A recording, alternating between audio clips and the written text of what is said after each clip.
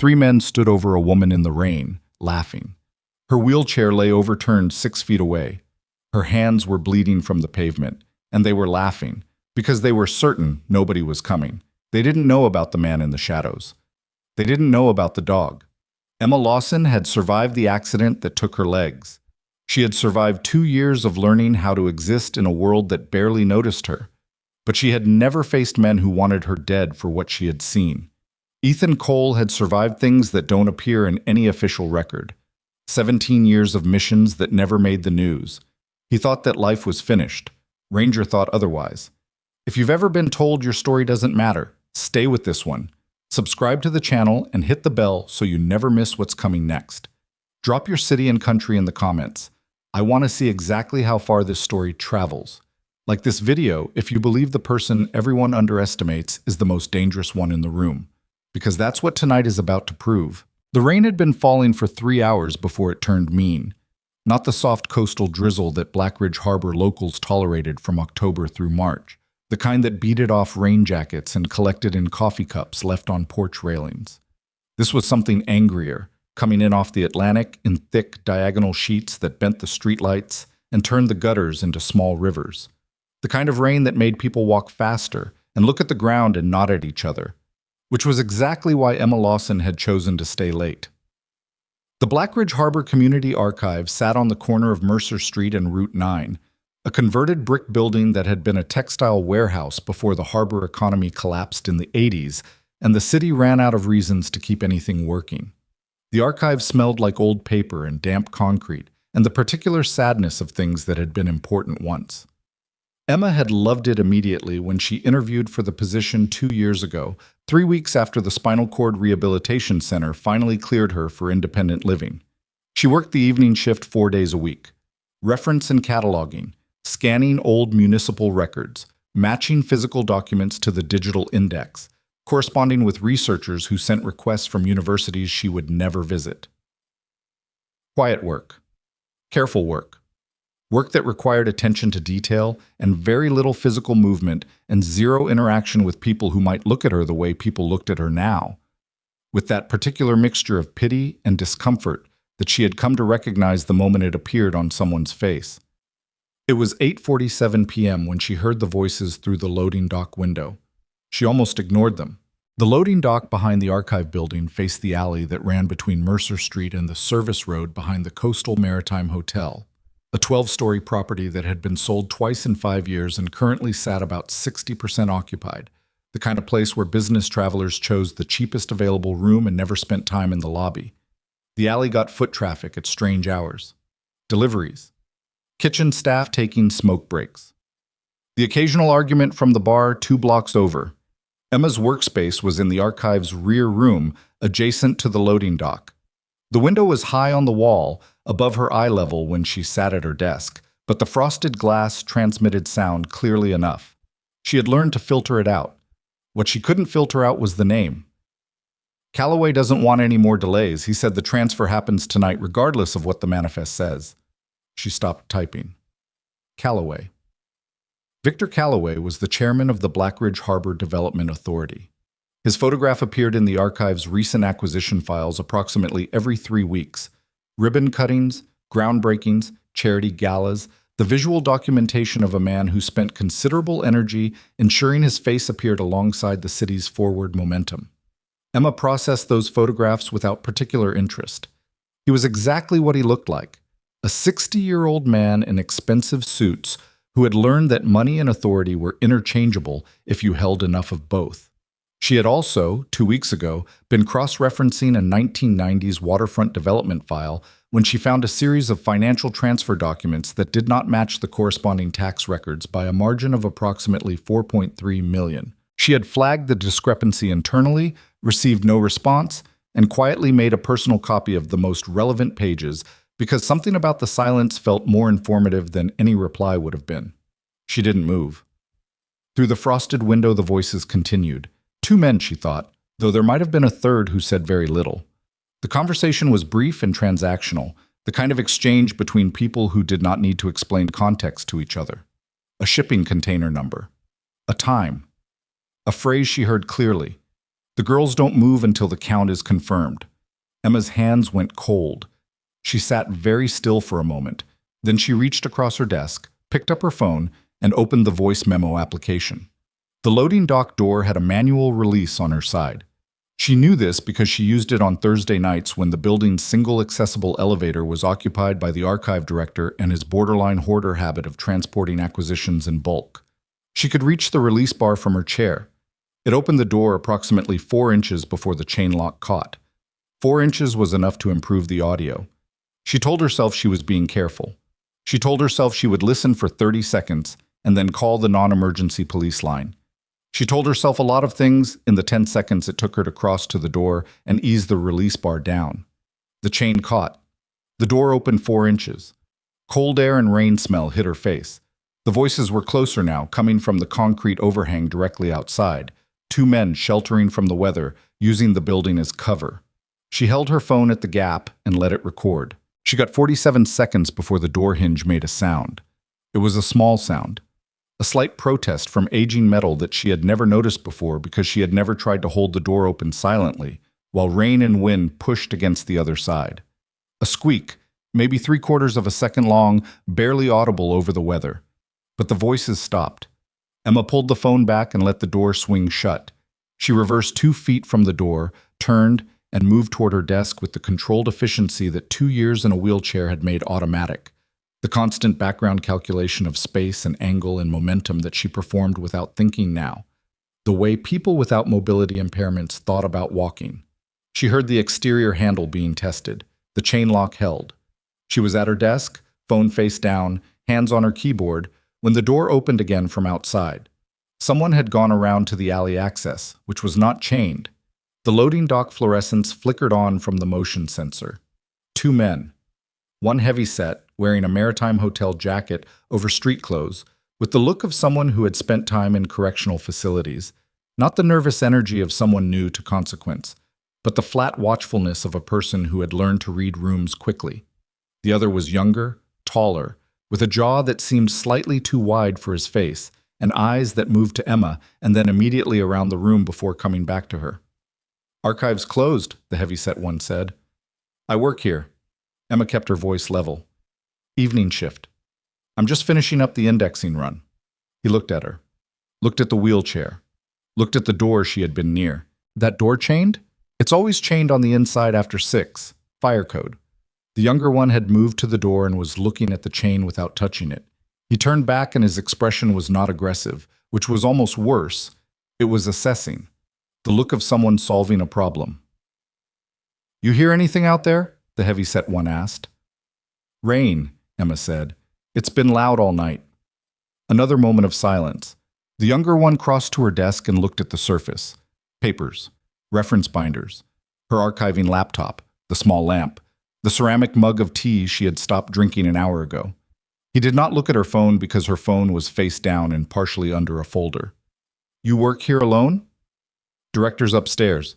Neither man looked at the ceiling. "You should probably call it a night," the heavy-set one said finally. "Weather's getting worse. Doesn't make sense to stick around." He was smiling when he said it. The smile was the most frightening thing in the room. Emma closed her indexing software with 2 keystrokes and began the shutdown sequence for her archiving laptop. She kept her movements unhurried. She did not look at her phone. She said, "You're probably right. I'll head out shortly." They left through the alley door. She heard their footsteps on the concrete, fading. She waited 4 minutes. Then she retrieved her phone, transferred the audio file to her personal cloud storage through the archive's Wi-Fi, deleted it from the phone's local storage, and powered off the laptop. She put on her rain jacket. She unlocked the accessible exit on the south side of the building and went out into the weather. She should have called someone immediately. She knew this. She had the non-emergency police line in her contacts because a friend from her rehabilitation program had told her that women in wheelchairs were statistically more likely to be targeted for street crime, and she should have numbers ready. She had the number. She did not call it because the man in the maritime hotel jacket had looked at her with that particular absence of concern that meant he had decided she was not a significant variable. And she had spent enough of the last 2 years being dismissed as an insignificant variable that part of her brain had quietly filed the interaction under not a real threat before the smarter part could overrule it. Mercer Street was empty. The rain hammered the pavement in overlapping curtains. The nearest bus stop was half a block east, but the last Route 7 had already run, and her accessible transit app showed the nearest ride approximately 19 minutes away, longer in weather. She started west toward the parking structure on Harbor View, where she kept her van. She was 3/4 of the way down the block when she saw the Maritime Hotel jacket step out of the doorway of the closed dry cleaner ahead of her. The heavy-set man. Alone, this time. She turned. The younger one was behind her, coming up the sidewalk from the archive direction, hands in his jacket pockets, walking with that unhurried pace that meant he was not trying to catch her. He was simply closing the distance because there was nowhere she was going. The third man came from the alley between the dry cleaner and the locked Vietnamese restaurant beside it. She had been right. There had been a third voice. He was the one who grabbed the back of her chair. It happened faster than she would have expected. One sharp pivot and push, using the chair's own momentum, and she went sideways off the curb into the street. The chair didn't tip immediately, but caught the drainage lip wrong, and the left wheel dropped and she went over, shoulder first, into the pavement with a sound she felt more than heard. The chair skidded away from her. The cold came up through her rain jacket into her palms and her cheek. The three of them stood on the sidewalk above her. The rain was very loud. "Where's your phone?" the heavy-set one said. "I don't know what you're talking about." "Sure you don't." He came down off the curb. "We'll find it anyway. Just makes things take longer." She became aware of something then. Not fear exactly, though fear was present, a cold, specific weight behind her sternum, but a calculation. She was on the ground. Her chair was too far to reach without moving toward them. She could not run. She could not stand. She could not close the distance to anything useful. She had her keys in her jacket pocket and the personal alarm her mother had shipped her from Ohio after the accident, and one empty ceramic travel mug in her bag that weighed about half a pound. She was doing this math when the dog barked. Not from nearby, from around the corner at the end of the block. One single, sharp bark, the kind with authority behind it. The heavy-set man paused. The other two looked up, and a voice came from the darkness at the end of Mercer Street. Not loud, not theatrical, the tone of someone stating a fact to people capable of understanding facts. "Step away from her." The three men turned. Emma turned her head. The man standing at the far end of the block was not large in the way that made immediate visual sense as a threat. Medium height, lean, a worn canvas jacket. He had one hand resting on the head of a German shepherd that sat beside him with the stillness of something that had been trained to wait. Ears fully forward, body coiled, the absolute concentrated attention of an animal that had been in situations exactly like this one and understood precisely what its role was. The heavy-set man found his voice first. "Walk away, man. Nothing here." The man at the end of the block didn't move. "I don't think that's going to work for me. She fall down. We're helping her up." "No," the man said simply. "You're not." A pause. The rain. The drainage running hard in the gutter. The youngest of the three, the one with the too wide jaw, moved first. He had something in his hand that Emma couldn't see clearly, and he moved with the confidence of someone who had done this before and found it straightforward. What happened next was not straightforward. The man released the dog with a single quiet word. Not a shout, not a dramatic command, just a word, spoken at conversational volume. And the German shepherd crossed 40 feet of wet pavement in the time it took Emma to blink. The youngest man went down hard, the thing in his hand skittering across the street toward the opposite gutter. The man in the canvas jacket had already closed half the distance at a pace that was somehow both completely unhurried and extremely fast, the particular movement of someone who had spent a long time learning that speed and noise were not the same thing. The second man swung at him, connected with nothing, went down a moment later with a sound like someone dropping a heavy bag of sand. The heavy-set man, the one who had done most of the talking, the one with the flat, watchful eyes, stood very still and looked at the man in the canvas jacket for exactly 3 seconds. Emma counted. Then he walked away. Fast, not running, around the corner and gone. The man stood in the street and watched him go. Then he turned and looked at Emma. Up close, she could see he was somewhere in his mid-40s, with the particular weathering around the eyes that came from spending time in places where the light was very bright or very absent, a scar along his left jaw. He was breathing normally. He was not performing anything. "You okay?" No, Emma said honestly. My chair is over there. He retrieved it, checked the frame with the practiced efficiency of someone who understood structural integrity and had learned to assess it quickly, running his hands along the joints, testing the wheel locks, checking the footrests. He said nothing during this assessment. The dog sat beside Emma and looked at her face and then looked at the unconscious man on the pavement and then back at Emma. Frame's okay. Left wheel's going to need adjustment. There's a bend in the axle housing. He brought the chair alongside her. I'm going to help you up. Tell me what you need from me. Just steady it. She got herself back in the chair. It took longer than she liked, and she was aware of him watching without staring, present without hovering. And she decided she was going to save being angry about the entire night for later when she was somewhere dry. Ethan, the man said when she was settled. Ethan Cole. Emma Lawson. The dog leaned his head against her knee. She looked down at him. I was looking up at her with the unambiguous attention of an animal that had decided she was important. He does that, Ethan said. His name's Ranger. He's military. It wasn't a question. She had read enough donated archive collections from veteran families to recognize the specifics. The build, the controlled behavior, the absolute absence of the random energy that civilian dogs carried everywhere. Ethan looked at her for a moment. Yeah, you too. Another pause. Yeah. Emma looked at the two men still on the ground. The younger one was beginning to stir. The second was out. Those men are going to have friends, she said. I know. And I have something they... Evidence. Audio recording of a conversation I wasn't supposed to hear.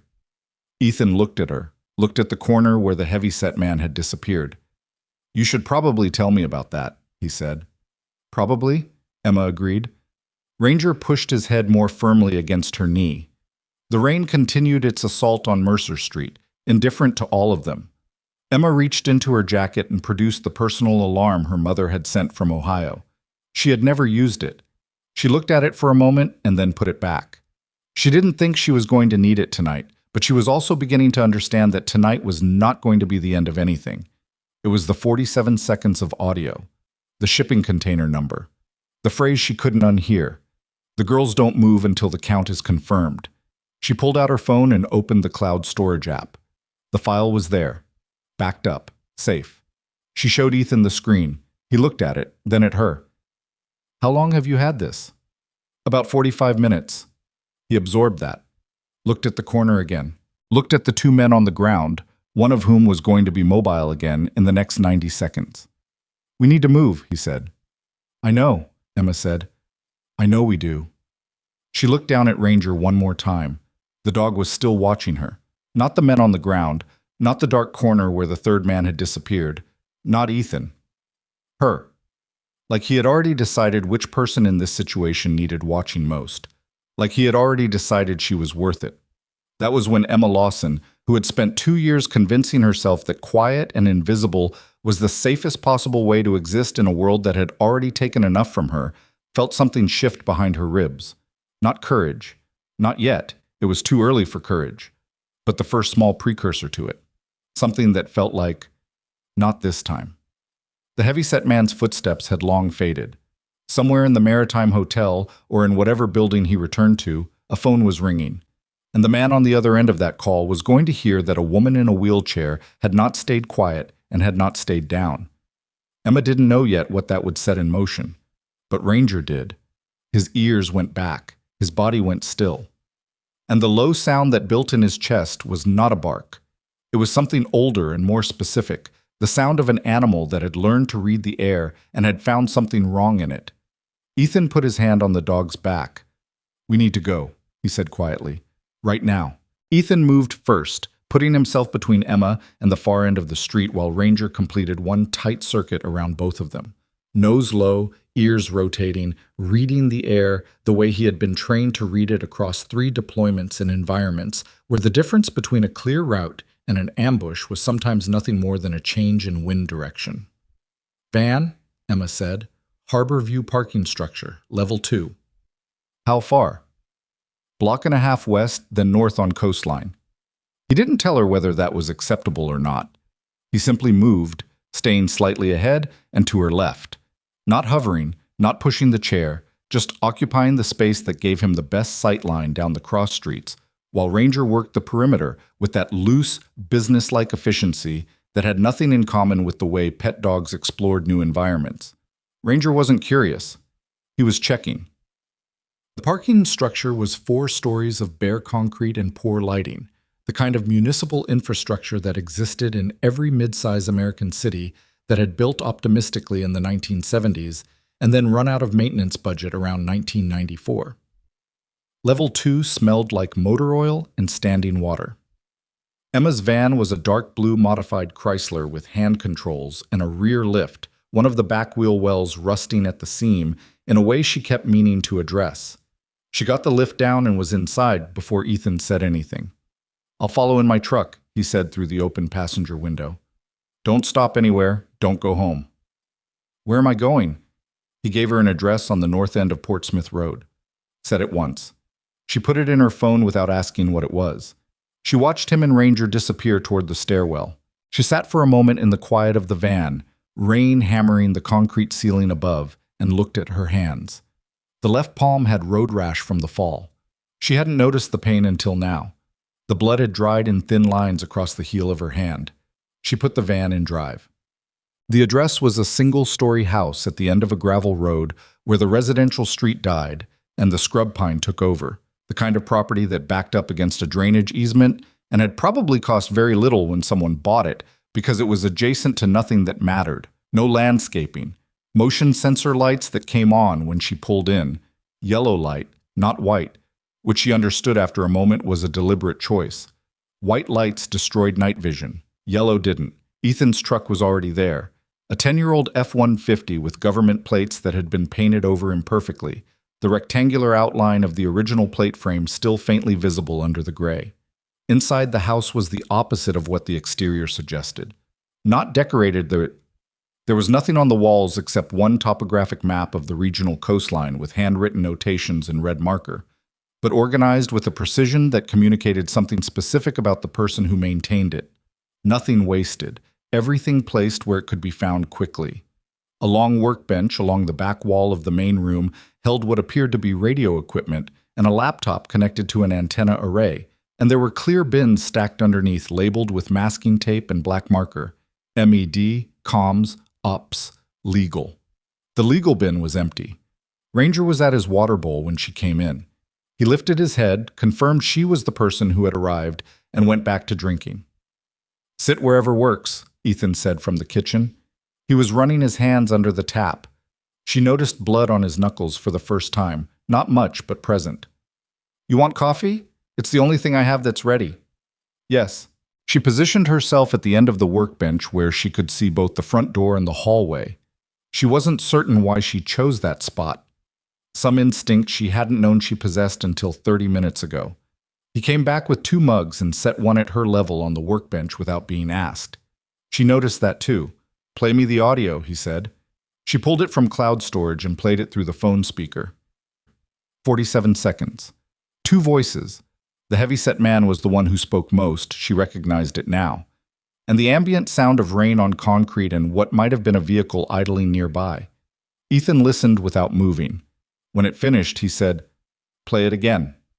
She did. He was quiet for a moment after the second play. Then, "Container number is MSKU 447 series. Maritime shipping. The manifest they're referencing isn't cargo documentation, it's a count, a head count." He said it flatly, without emphasis, the way someone states something they've encountered before and would prefer not to have encountered again. "The transfer point is water access. The hotel's on the harbor." "I know," Emma said. "I've been cross-referencing harbor development files for 6 months. There are financial discrepancies in the Development Authority records going back at least 8 years. Transfers that don't appear in the public accounts." He looked at her. "You found that in archive files?" "Municipal archives have everything. People forget that. They're very careful about digital security, and they forget that someone spent 40 years printing everything." "What kind of discrepancies?" $4.3 million I can document. Probably more I can't, because some of the earlier records have gaps that look deliberate. Not damaged, not misfiled, gone. Someone pulled physical documents from the collection at some point.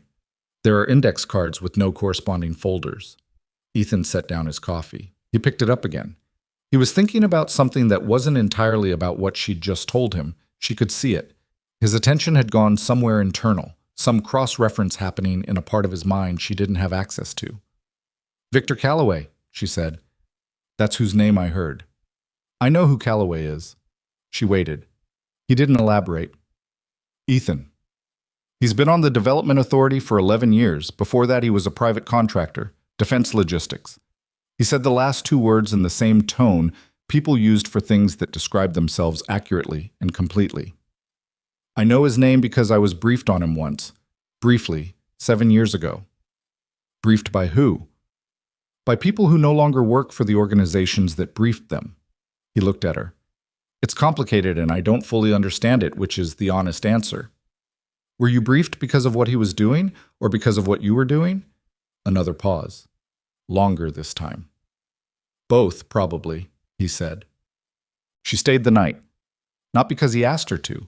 He offered her the option without pressure, laid out the alternatives. Her apartment, which he pointed out the heavyset man might already have the address of, or a hotel, which required her name on a booking, and let her make the assessment. She made it in about 4 seconds. The gravel road and the motion sensors, and the man who had taken 2 people off the street in under 30 seconds without breathing hard were collectively the most defensible situation available to her. She took the room at the end of the hall. It was spare. A bed, a lamp, a window with plywood shutter reinforcement on the exterior, which she decided not to think about too hard. Ranger installed himself in the doorway and would not be moved, which she also decided not to think about. She lay on top of the covers in her clothes and looked at the ceiling and listened to the rain and thought about the phrase she couldn't stop hearing. "The girls don't move until the count is confirmed." She had worked at the archive for 2 years. She had processed thousands of documents, property records, public meeting minutes, permits, financial disclosures, the accumulated paper trail of a city managing itself. She had cross-referenced Calloway's name in the Development Authority files and found the gaps and made her copies and told herself she would figure out what to do about it. She had not figured out what to do about it. She had put the copies in a folder and the folder in her bag and carried it to and from work for 2 weeks while she tried to decide whether the right thing to do was file a formal disclosure with the city auditor's office, which was in the same building as the Development Authority, or contact the state attorney general's office, which was 3 hours away and had no particular reason to prioritize a phone call from an archive employee who had found some mismatched numbers. She had been stalling. She understood that now, in the darkness, listening to a military dog breathe in her doorway. She had been stalling because she had spent 2 years developing a talent for making herself small and manageable and non-threatening, and what she had found in those files required the opposite of that. And some part of her brain had decided that the best way to handle the distance between who she was and what the situation needed was to wait until the gap closed on its own. It had not closed on its own. It had instead sent 3 men to corner her on a wet street and tip her out of her chair. She reached over and turned off the lamp. In the morning, she thought, she would assess what she actually had. The audio file, the document copies in her bag, the indexing work she had been doing for 6 months that had produced a map of the financial irregularities, even if she hadn't called it that. In the morning, she would be systematic about it and figure out what it added up to. She was asleep in 11 minutes. She had not expected to sleep at all. Check. Ethan did not sleep. He sat at the workbench with the radio equipment and his laptop and a yellow legal pad and worked the problem the way he had been trained to work problems, backwards from the objective, identifying what was known, what was assumed, and what needed verification. He had spent 17 years in naval special warfare doing exactly this, sometimes in comfortable FOBs with decent coffee and reliable communications, more often in positions that were none of those things. The objective here was not complicated. Keep Emma Lawson alive and get her evidence into the hands of someone with both the authority and the motivation to act on it. The complications were significant. Calloway's name. The mission briefing 7 years ago. Not even a full briefing, a mention, a footnote in a broader intelligence picture that had been assembled in preparation for an operation in the North Atlantic, involving a cargo ship and a container manifest that, he now understood, bore a family resemblance to what Emma had recorded. That operation had gone wrong in ways that had never been fully explained to him. 2 men from his team had been killed. The operational report filed by his commanding officer had contained inaccuracies he had been told were classification-related. He had accepted that explanation because he was 38 years old and exhausted, and 2 of his team members were dead, and he did not have the energy to fight the classification system as well as his own grief. He had accepted it and separated from the Navy 8 months later and come to Blackridge Harbor because it was a medium-sized city on the Atlantic coast where he didn't know anyone and could therefore not disappoint anyone, and had found the house on Portsmouth Road and taken work doing private security consultation and tried to construct a life that was structured enough to be functional and quiet enough not to make things worse. He had been doing adequately at this. Now he had a woman asleep in his spare room with audio evidence connecting Victor Calloway to what sounded like an active human trafficking operation. And his own history with Calloway's name was sitting at the edge of everything like a piece of shrapnel he'd thought was gone but had only moved. He wrote on the legal pad, "What did Calloway's logistics company ship on the North Atlantic contract in 2017? Below that, who in BPD can be trusted?" He left the second line blank for a long time. Ranger came and lay down beside his chair, one large paw on Ethan's foot, and Ethan put his hand on the dog's back, and they sat that way while the rain finally stopped around 3 a.m., and the silence that replaced it was so complete it almost sounded like something. By 6 in the morning, Emma had her documents spread across the workbench and was talking Ethan through the financial structure in the kind of precise, organized way that made him recalibrate his initial understanding of who she was. He had understood, from the wheelchair, from the archive job, from the controlled neutrality she used to manage interactions with people who looked at her the wrong way, that she had adapted to presenting herself as smaller than she was. It was a recognizable strategy. He had watched people use it in the military, usually people who were operating in environments where visibility was a liability. You learn to take up less space. You learn to deliver your actual capability at the moment it was most needed and least expected. Emma did this professionally and had apparently been doing it so long that she sometimes forgot to stop. "This cluster here," she said, pointing to a group of documents she had organized by date, "is the Legitimate Development Authority funding. Federal grants, municipal bonds, private investment through declared channels. Standard. Then if you look at these," she shifted to a second group. "These are expenditure records for harbor infrastructure, specifically the deep water access renovation that happened between 2019 and 2021. The declared contractor was Harborline Civil, but Harborline's registered address is a mail drop in Delaware, and when I search their contractor license number, it appears in the database with a name change history that goes Harborline Civil, formerly Coastal Infrastructure Partners, formerly Atlantic Bridge Logistics," Ethan said. Emma stopped. She looked at him. "You know that name," she said.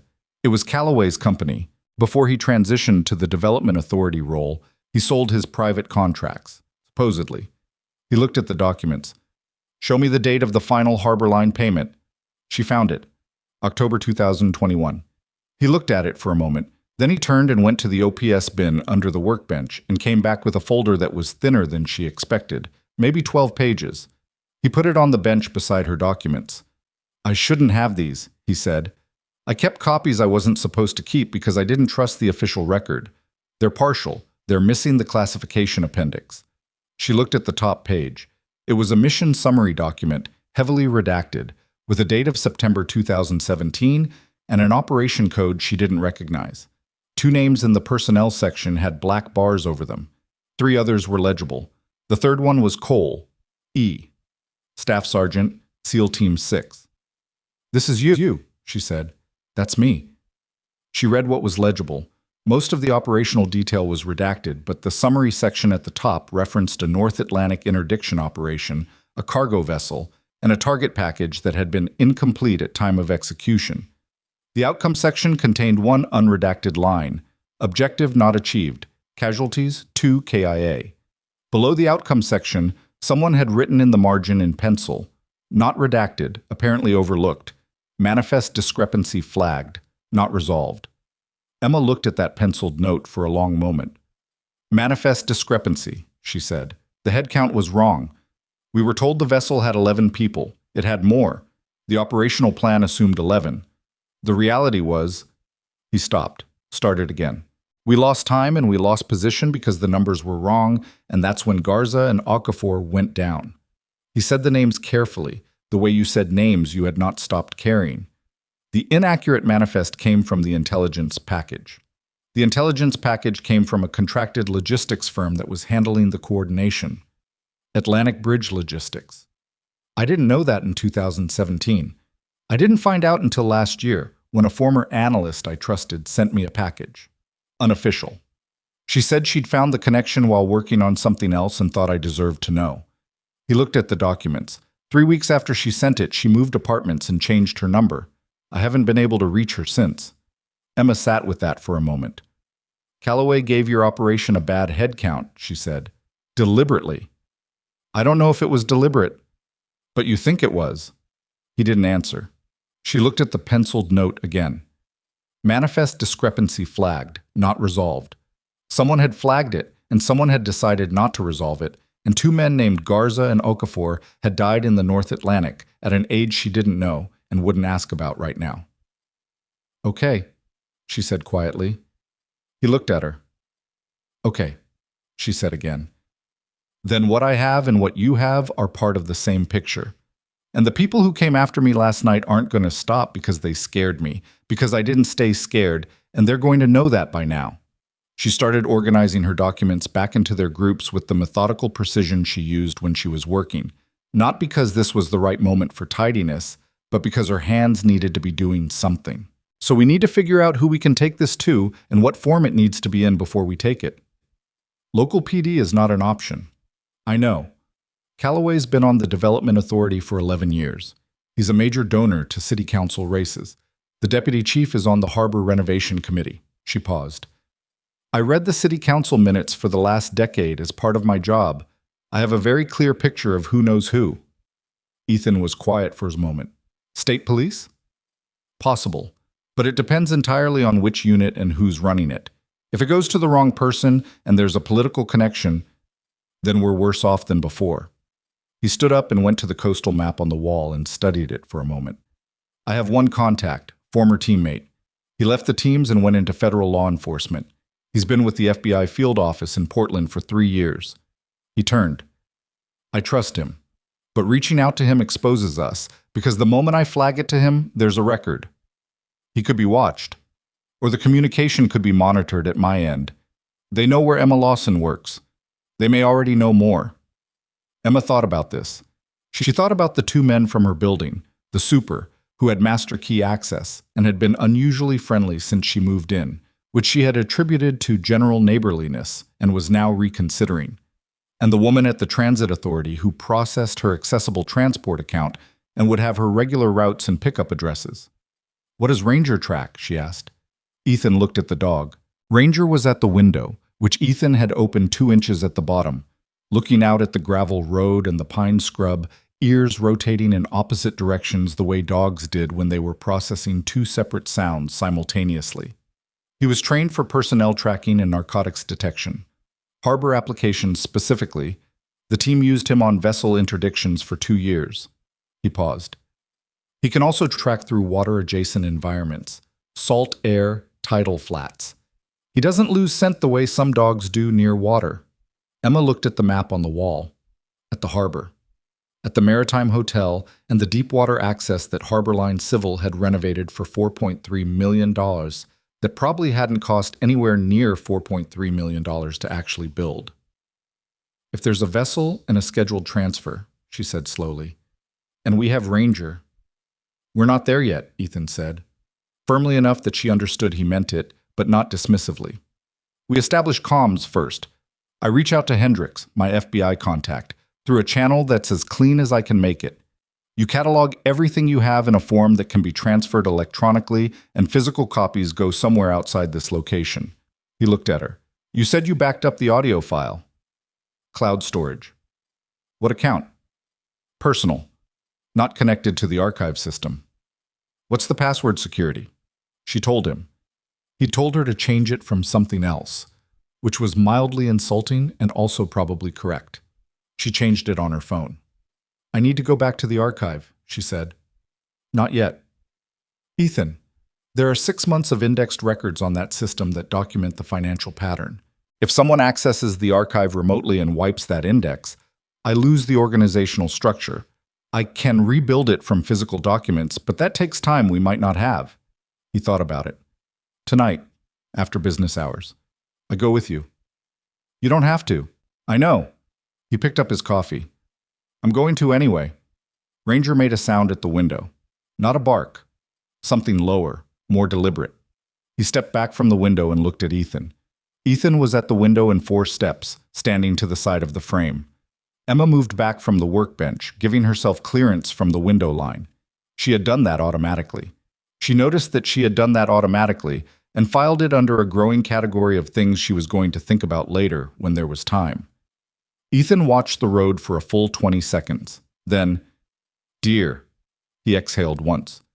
Just a deer in the scrub. Emma's heart, which had done something loud and significant in her chest for those 20 seconds, gradually resumed its regular function. How do you live like this? She asked. He turned from the window. Something moved briefly across his face, not quite a smile, but something adjacent to humor that had been run through a filter of experience. Poorly, he said. Generally pretty poorly. She almost laughed. Almost. She looked at the documents on the workbench. The 2 folders, hers and his, 8 years of separate roads arriving at the same problem from opposite directions. The audio file in the cloud. The penciled margin note nobody had bothered to redact because nobody had believed it mattered. Manifest discrepancy flagged, not resolved. Somewhere in this city, in the Maritime Hotel, in the Development Authority offices, in whatever private location Victor Calloway used for the conversations he didn't have in buildings that kept records, someone was becoming aware that the night on Mercer Street had not produced the intended result. Emma Lawson had not stayed down. She had not surrendered her phone. She had not, as far as they knew, gone to the police. Not yet. Which meant they were in a window, a short window, the kind that closed without announcement, where whoever was managing this problem was still deciding how aggressively to manage it. Ethan understood windows.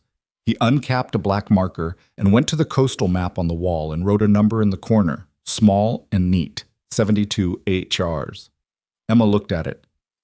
That's how long we have before they stop being cautious, he said.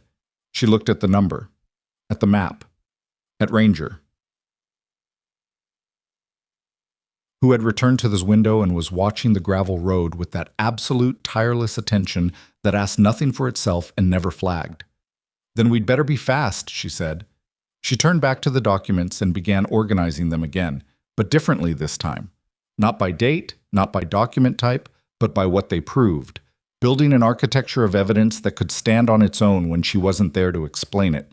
She worked with the efficiency of someone who had spent 2 years learning to be invisible and was now, carefully and deliberately, choosing not to be. Ethan watched her for a moment. He thought about Garza, who had been from Albuquerque and terrible at poker and very good at breaching. He thought about Okafor, who could navigate without instruments in total darkness, and who had laughed at things that weren't funny because he said laughter was free and you should spend it. He thought about the manifest discrepancy that someone had flagged and someone had decided not to resolve. He picked up his phone and composed a message to a number that hadn't changed in 3 years, through an encrypted application that still, as far as he knew, hadn't been compromised. 3 words, need a meet. He sent it and put the phone face down on the bench and went to refill his coffee. And when he came back, there was a response. When? He looked at Emma, who was still working, head down, building something out of paper and numbers, and the particular determination of a person who had decided that staying quiet was no longer an option she was willing to take. 48 hours, he typed back. I'll come to you. He looked at the map, at the coastline, at the number he'd written in the corner. 72 hours was the optimistic estimate. He had been wrong about optimistic estimates before.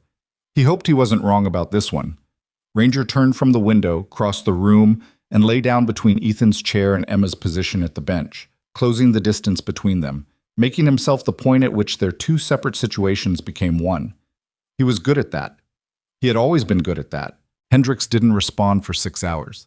Ethan checked the encrypted app at 2-hour intervals, The way he had learned to monitor communications during operations where the temptation to check constantly was itself a liability. It made you reactive, and reactive people made noise, and noise got people killed. He checked at 8, at 10, at noon, and at noon there was still nothing, and he went back to the workbench where Emma had been working since 7 and looked at what she had built. It was genuinely impressive. Not the documents themselves. He had seen intelligence packages that would make Emma's folder look like a grocery list, but the architecture she had imposed on them. She had created a timeline running from 2013 to the present week, cross-referencing the Development Authority financial records against public permit applications, harbor master logs she had apparently memorized from 2 years of processing them, and a series of corporate registration documents she had printed from a public database on Ethan's laser printer at some point between 5 and 6 in the morning when he had been on the back porch with his coffee and the dog. "You did this from memory?" he said, looking at the corporate chain she had mapped by hand on the back of a topographic printout. "Most of it. I've been looking at these records for 6 months. You start to remember the numbers." She didn't look up. She was cross-referencing something on his laptop against a physical document, one finger holding her place on the paper. The registration trail for Harborline goes through 4 shell entities before it reaches anything with a real person's name on it, and that name is a lawyer in Portland who files the same director role for approximately 40 other LLCs. But if you go through the registered agents instead of the principal names, you find the shared service company. She looked up. "You know how to read corporate structures. You pick things up." He pulled a chair to the workbench. "Operational funding. The teams needed to understand how money moved in order to follow it. We had a financial intelligence officer who explained shell company architecture more times than I can count." He looked at the map she had drawn. "What's the shared service company?"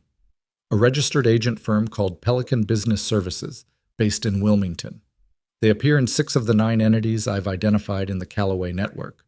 2 of the remaining 3 share a different registered agent that cross-references to Pelican through a common bank signatory." She put down the paper.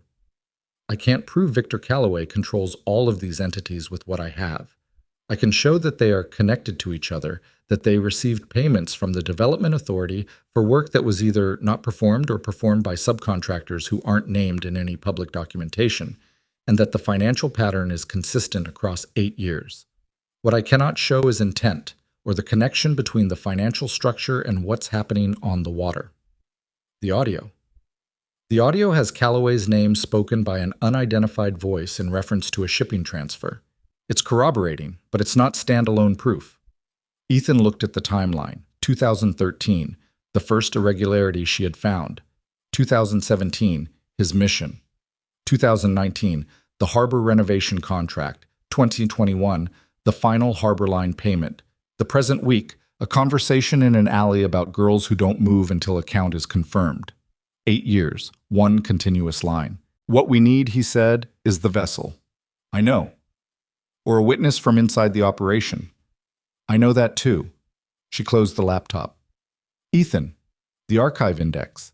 If someone with administrative access has gone into the system since last night, I need to know whether the records have been altered. The physical documents are in that building. My personal copies are here, but the digital index is what makes them usable. It's the cross-reference structure that connects the documents to each other. Without it, a prosecutor is looking at 8 years of raw municipal files with no roadmap. He had been waiting for her to bring this back up. Tonight. There might not be a tonight if they've already accessed it. He looked at her. She looked back. She had slept 4 hours and she was running on his terrible coffee, and her eyes were steady. "Can you access the index remotely?" he asked. "Read only, from my personal login. I can see if files have been modified, but I can't pull the actual data from outside the building network." He handed her his laptop. She logged in and navigated to the archive's document management system through a portal he had not known existed. He watched her face while the system loaded. She was very still. Then, 3 files have modification timestamps from after midnight last night. Which files? Development Authority Collections, 2018 to 2021. She turned the laptop so he could see. Someone accessed the system at 2:17 a.m. and modified the metadata on 63 documents. The documents themselves may be intact. Metadata modification could mean they changed index tags rather than content, but I can't verify that without physical access. Ethan stood up. "Tonight is too late," he said. It wasn't a question anymore. "Tonight is too late," she agreed. He looked at the clock. 12:41 p.m. The archive would be open until 5. The director would be there, a man named Purcell, who Emma had described as detail-blind and politically cautious, which meant he noticed nothing and would cooperate with whoever applied the most pressure. "Who has administrative access to the archive's document system?" "Purcell." "Myself. And a part-time IT contractor who comes in Tuesdays." She paused. The IT contractor was referred to Purcell through the office of a city council member who is a consistent donor to Development Authority fundraising events. Ethan absorbed this. Then he went to the back of the house and came back with a navy blue jacket and a ball cap and put them on the table near Emma. "You're going to look like someone running errands, not someone who had a bad night. Can you work with that?" She looked at the jacket. "It's large." "I know. Do you have something in your van?" She did. A green quarter zip she kept for cold mornings, which was both more her size and less tactical looking than anything Ethan owned. She changed in the bathroom, looked at herself in the mirror above the sink for a moment, and looked specifically at the road rash on her left palm. She had cleaned it that morning, but it was pink and raw, and she taped a piece of gauze from Ethan's med bin over it without asking. She looked at her face. She had expected to look frightened. She looked tired and focused, which was different. She went back out. Ethan drove. Emma's van had the hand controls she needed, but he was behind the wheel of his truck with her directions, and she sat in the passenger seat and navigated from the phone, while Ranger occupied the back seat with his nose at the window gap and his attention on the streets. They parked 2 blocks from the archive on a residential side street, and Ethan went through the approach once before she got out. "You go in alone. Normal day. You're catching up on the indexing run from last night. Purcell says anything about last night. You had a family situation, and you apologize for not calling." He looked at her. "Do not access the modified files from inside the building. If someone is monitoring the system, file access generates a log. You need the physical documents in the 2018-2021 Development Authority section. How many folders?" 11 folders across 2 drawers. "How long to photograph them?" "With my phone, going quickly? 30 minutes? "You have 20. I'll be outside on the service road. Ranger will let me know if anyone comes in the building that reads wrong." "You and Ranger will be outside." "Correct." "How does that help me if someone comes inside?" "I'll be inside before it's a problem." She looked at him with the expression of a person deciding whether she trusted a claim that couldn't be verified in advance. Then she unlocked the passenger door and positioned herself for the transfer to her chair, which she had unloaded from the van bed before they left the truck. He did not help unless she asked. She had not asked. 20 minutes, she said. 19 now. She went. Purcell was on the phone when she came in, which was the best possible version of this situation. He glanced at her, raised a hand in the distracted greeting of a man who had mentally assigned her to the category of "not currently my problem," and went back to his call. Emma went to the rear workroom. Everything looked the same. This was unsettling rather than reassuring, the way a room that has been searched by professionals looks the same, because professionals know how to search rooms without leaving traces of having done so. She sat at her desk and logged into her terminal and opened the indexing software and let it run its startup routine while she assessed the room without appearing to assess it. Her desk had been gone through. Not ransacked. Nothing overturned, nothing missing that she could immediately identify. But the reference binders on the left side of her desk were in a slightly different order than she maintained them, and the ceramic mug that lived at the right corner of her desk had been moved approximately 6 inches toward center and had not been moved back. Small things. The kind of things you noticed when you had spent 2 years in a relatively static workspace and knew where everything lived. She logged into the physical records section of the archive through the door at the back of the workroom. The Development Authority collection was in the third aisle, second and third shelves from the floor, accessible from her chair without a step stool, which she had quietly ensured when she started organizing the collection 8 months ago. 11 folders. She pulled the first one, opened it on the flat surface of the lower shelf, and started photographing. She worked fast. Not frantic. Frantic made your hands shake and your photos blurry, but with the deliberate economy of someone who had made a plan and was executing it. Page, photograph, next page, every document in every folder. She had processed thousands of pages in this archive, and she knew which documents were dense with information and which were mostly white space, and she moved through them accordingly. 13 minutes in, her phone buzzed once. Ethan's number. She stopped photographing and read the message. Blue Silverado, harbor plates, parked on Mercer facing the building. 2 occupants. Not moving. She typed back. How long? Arrived 2 men after you went in. She looked at the folder in her hands. Folder 7 of 11. She was past the halfway point. She typed, keep going or pull out? A pause. Longer than she expected. Then, your call. She thought about that for exactly 4 seconds.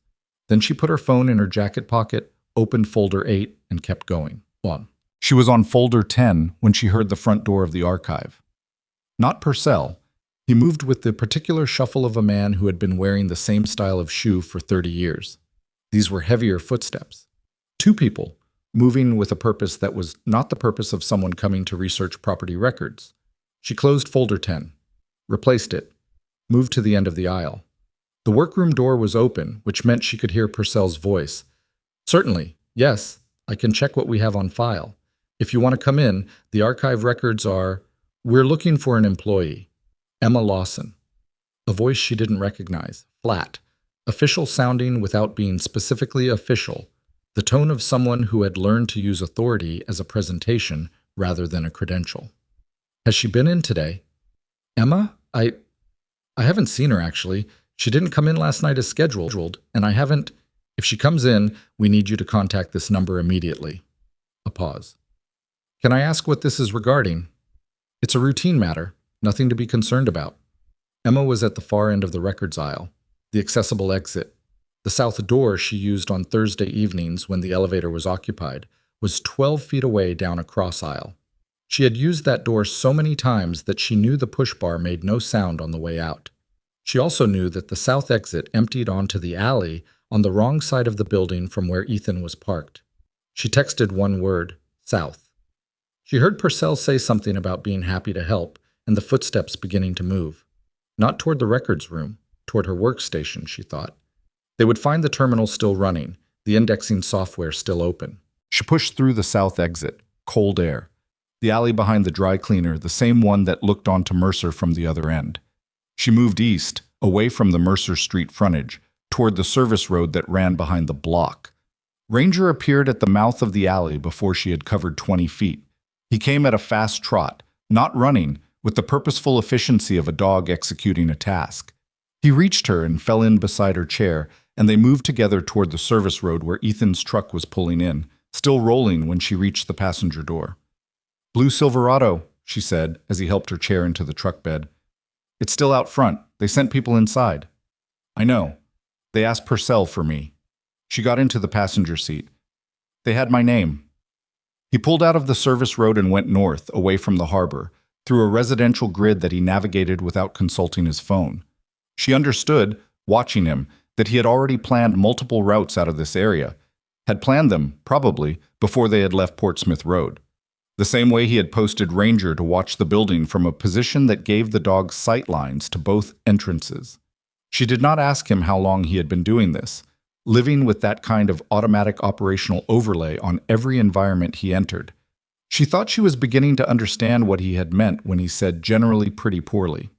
I got folders 1 through 10, she said, photographed. 11 was, what's in 11? She thought. The 2000... including the final Harborline payment documentation and 2 correspondence files I haven't fully indexed yet. Letters? Printed emails. Internal Development Authority communications. I flagged them 3 weeks ago because 2 of them had redaction marks. Someone had used a marker on the physical copies before filing them, which is unusual because internal communications don't get redacted for public filing, they just get filed. Ethan was quiet. Someone filed redacted copies, he said, which means someone made the decision to file copies at all instead of pulling the documents, which is the wrong call if you're trying to hide something. She stopped. Unless the original was somewhere else, unless these were meant to be decoys. If you know an archivist is cross-referencing the collection, you put something in the file that looks relevant but isn't, so they find it and stop looking. But you'd already found the financial pattern. Yes. So the redacted emails were either a misdirection I didn't fall for, or they were filed by someone who didn't know how far along my indexing was. She looked at her hands. The photographed pages were in her phone's camera roll, backed up to cloud storage the moment she had stepped outside because she had turned on auto backup before entering the building. I need to see those emails. He looked at her. I need to go back, she said. No. Ethan, there are 2 men in that building right now with your name. The Silverado is still parked outside. Going back is not a thing that's going to happen today. She knew he was right.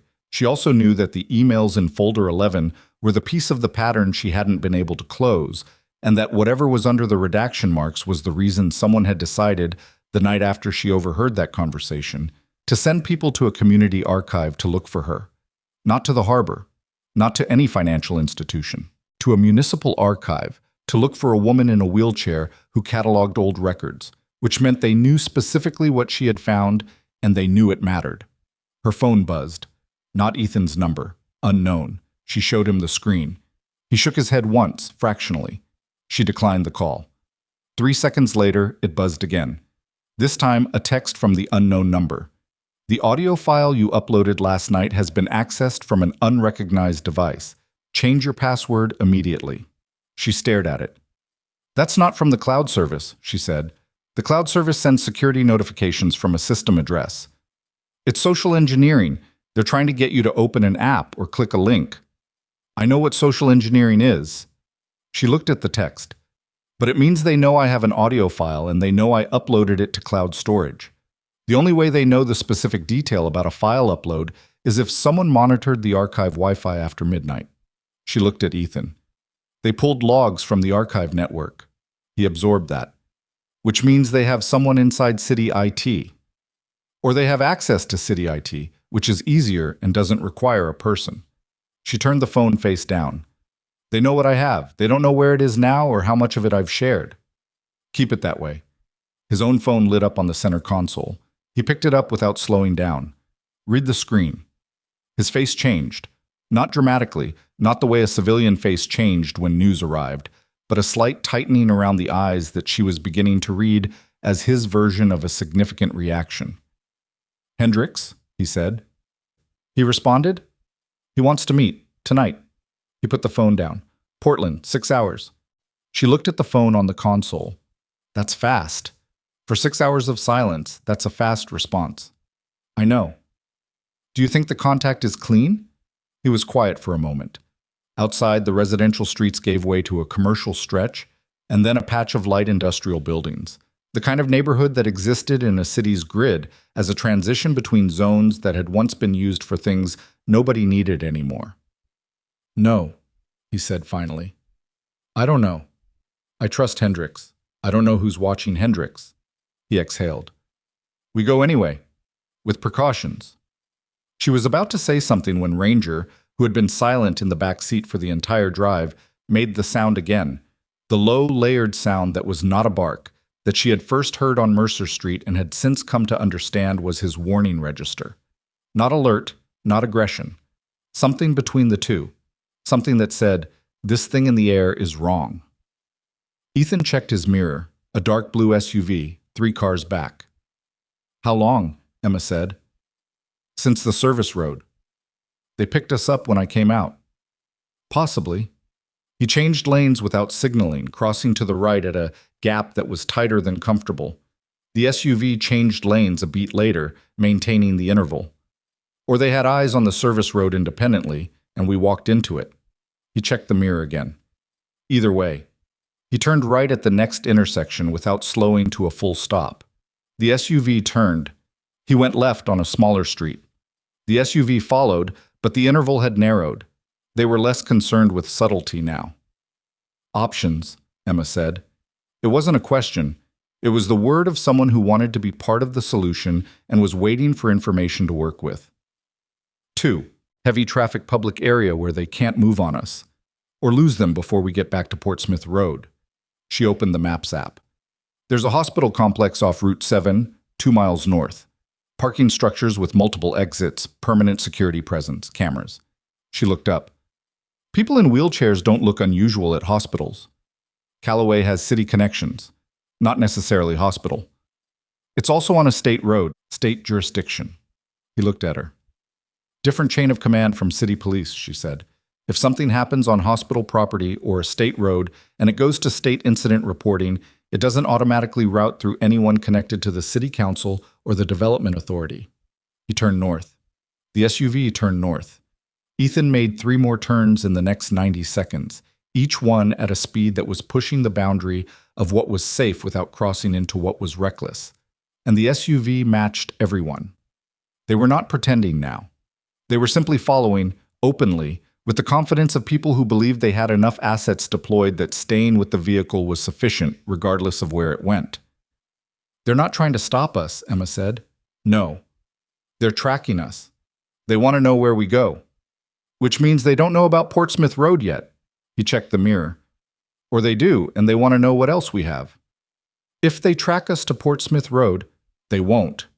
He said it with a flatness that was not reassurance for her benefit, but something she was beginning to recognize as a specific mode. The same mode he had been in on Mercer Street when he had told the 3 men to step away, and then done exactly what he had described he would do with no gap between the words and the action. Hold on to something. She put her right hand on the door grip. He turned left through a break in oncoming traffic that she would not have taken in the van, and they were in a parallel street running west while the SUV was still processing the move. He went through a parking lot, a garden center, closed, chain-link gate propped open with a cinder block in the way that chronically underfunded operations everywhere left chain-link gates, and out the other side onto a service lane that ran behind a row of commercial properties before connecting to a cross street 2 blocks further north. The SUV was not visible. Ethan didn't slow down. He drove north for 4 blocks, west for 3, and then took a route that doubled back south through a neighborhood she would have called circuitous, and he probably called standard counter-surveillance, before eventually connecting to a highway on-ramp that went neither toward Portsmouth Road nor toward anything they'd driven on in the past 20 minutes. Ranger settled in the back seat. The warning sound had stopped. Emma unclenched her hand from the door grip. She looked at her right hand. It was completely steady. She was surprised by that. She made a note of it. "You're going to meet Hendricks," she said. It was not a suggestion. "We're going to meet Hendricks. You said I before." "I changed my mind." He glanced at her. "The documents are in your phone and in the cloud. You understand the financial structure better than I can explain it. If Hendricks needs to assess credibility in the meeting, you're the evidence." He looked back at the road. "And I'm not leaving you somewhere while I drive to Portland and hope nobody figures out where somewhere is." She thought about this. "That's a practical argument." "Yes. And not entirely the real one." A pause. "No," he said. "Not entirely." They drove in silence for a while, the highway opening up ahead of them, the city falling back. Emma looked at the document photos in her camera roll, the ones from folders 1 through 10, 97 photographs, the partial map of 8 years. She thought about folder 11 in the records room, the emails with the redaction marks, the thing someone had decided was important enough to hide, but not important enough to pull entirely. She thought about the blue SUV. She thought about the archived index entries that had been modified at 2:17 a.m. She thought about what it meant that a woman who cataloged old municipal records in a city no one outside the region had heard of had somehow accumulated enough evidence to make powerful people send cars after her in daylight, through city streets, without caring any more who saw. She thought about the word Ethan had used when she had pointed out that the argument for bringing her to Portland wasn't entirely practical. No, just that. Just the one word with nothing performing in it. She looked out the window at the highway and the gray Atlantic sky and the first exit sign for Portland, 94 miles distant. "I need to tell you something," she said. "Okay. 3 weeks ago, before any of this, before the alley, before the audio recording, before those men came to the archive, I had a meeting request in my archive email from a researcher at the State University asking about the Development Authority collection." She paused. "I responded and offered an appointment. The researcher never came, never replied. When I searched the email address afterward, it didn't correspond to any faculty or staff listing at the university." Ethan's hands shifted slightly on the wheel. Someone was confirming that the collection existed, she said, that it was accessible, and that I was the one processing it. When was this? October 14th. He said nothing for a moment. Then, the Silverado had commercial harbor plates, not city registration, private maritime contractor. She had not processed that detail when he mentioned it earlier. She processed it now. Callaway's network, not city assets. Which means the people following us today are not connected to whoever accessed the archive network last night. Two separate groups. Callaway's private contractors and someone with city IT access. Emma looked at the highway ahead. How many people know about what I found, she said slowly, and have separate reasons to want it gone? Ethan's jaw tightened, just slightly. That, he said, is the right question. Ranger put his head over the center console between them. Not a warning this time. Something else. The dog version of presence, of I am here and I am paying attention and you are not doing this alone. Emma put her left hand on his head without thinking about it. He didn't move.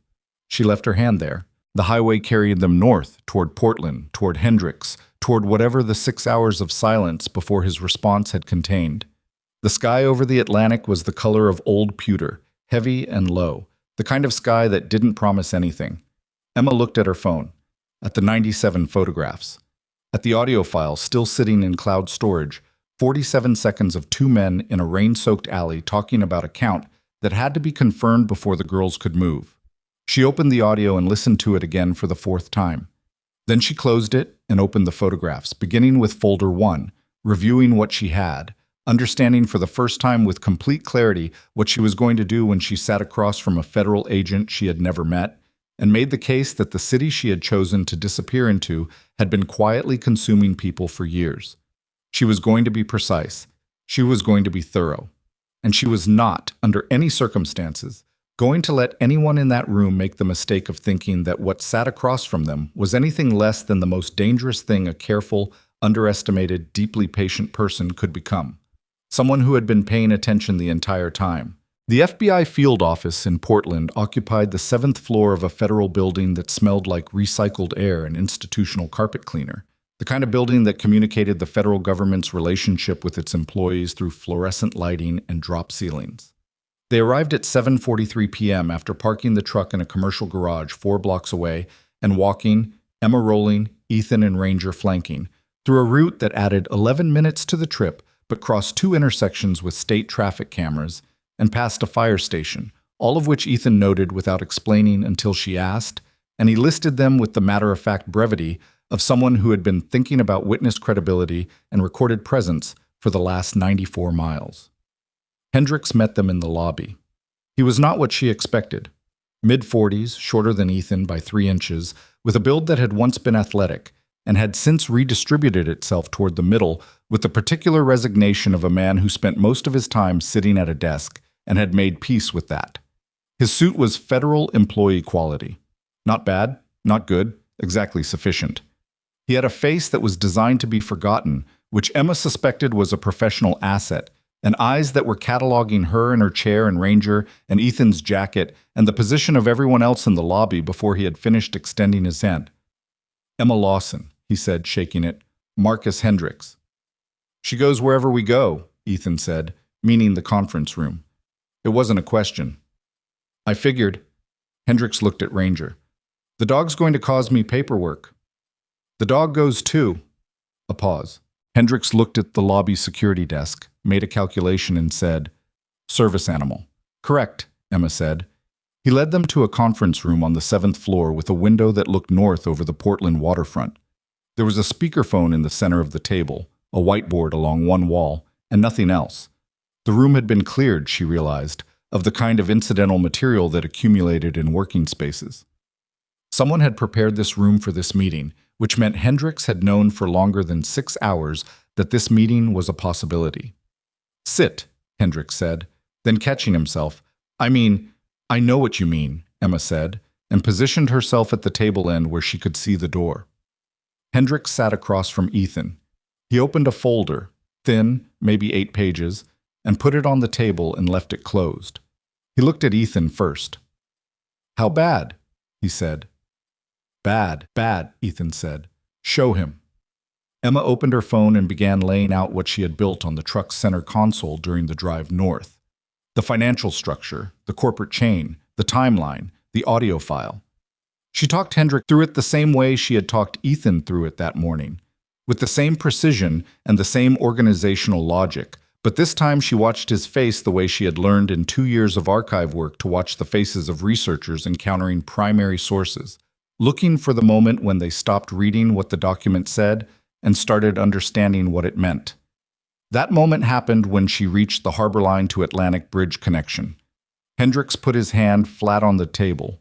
"Stop," he said. She stopped. He looked at the corporate map she had drawn on the back of the topographic printout. He looked at it for a long time. "Atlantic Bridge Logistics," he said. Not a question. Not quite an exclamation. Something in between, the sound of a person encountering a name they had encountered before in a context they had tried to leave behind. "You know it," Ethan said. "It's in 3 active case files in this office. Tangential references, all of them. The company appears as a contracted service provider in the background of 2 wire fraud investigations and 1 narcotics interdiction case that's been running for 18 months. Hendricks looked up. "We knew the name. We didn't have anything that connected it to Callaway directly." "The Development Authority payment records connect it," Emma said. "Indirectly, through the Harbor Line intermediary, but the registered agent chain is traceable with the right database access." "Which we have." He looked at her. "How did you—" "Municipal Archive. 6 months of indexing work." She met his eyes steadily. "People underestimate what's in public records." He absorbed that. He turned to Ethan. "The 2017 operation," Ethan said. "The North Atlantic mission. I need to know what you know about the intelligence package." Hendricks' expression didn't change, but something behind it did. A slight recalibration, the look of someone deciding how much of what they know belongs in the current conversation. "That's a different conversation," Hendricks said. "It's the same conversation." Ethan's voice was even. "Atlantic Bridge Logistics contracted with the Navy's logistics coordination system through a third-party intermediary in 2016 and 2017. They provided manifest documentation for multiple interdiction operations.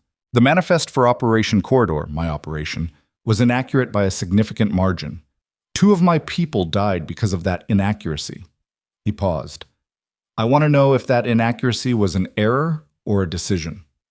The conference room was very quiet. Hendricks looked at Ethan for a long moment. Then he closed his folder. "Off the record," he said. "I'm not recording," Ethan said. Hendricks looked at Emma. "I don't have anything out," she said. She turned her phone face down on the table to show it. He nodded. He stood up and went to the whiteboard and stood with his back to it, facing both of them. In 2018, this office received a referral from a Navy NCIS investigator regarding irregularities in private logistics contracts associated with 2 Atlantic interdiction operations. The referral suggested that manifest data provided by a contracted logistics firm had been deliberately altered prior to operational execution. He said this with the precise, stripped delivery of someone who had rehearsed versions of this statement for years and had made it as clean as language allowed. The referral was reviewed at the field office level and referred upward to DOJ. DOJ reviewed it and determined that the evidence was insufficient to support a criminal investigation. "Insufficient," Ethan said. "That was the determination." "Who made it?" "An assistant U.S. attorney in the D.C. office." Hendricks kept his voice neutral, with visible effort. "That attorney is no longer in that position. She resigned in 2020. She currently works for a law firm in Boston that counts 4 defense contractors among its major clients." The silence was specific and full. "The NCIS investigator who made the referral," Ethan said. "Where is she now?" "Retired 2019. Medical. She's currently living in Vermont and does not have an active federal ID." Emma thought about the analyst who had sent Ethan the package last year and then changed her number and disappeared. She did not say this out loud. She looked at Hendricks. "So the investigation was killed," she said. "The investigation was declined.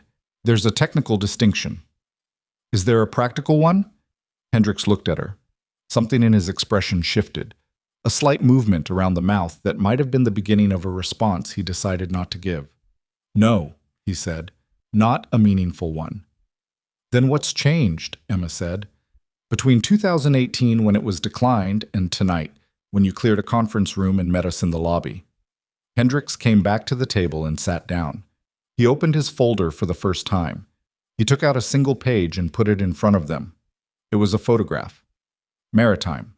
A container vessel, dark hull, photographed from aerial distance, a drone or a low-altitude aircraft, in what looked like harbor approaches, the kind of image that came from surveillance rather than any legitimate documentation. "MSKU 447 series container," Hendricks said. "That vessel is currently at anchor 3 miles offshore from Black Ridge Harbor. It has been there for 11 days.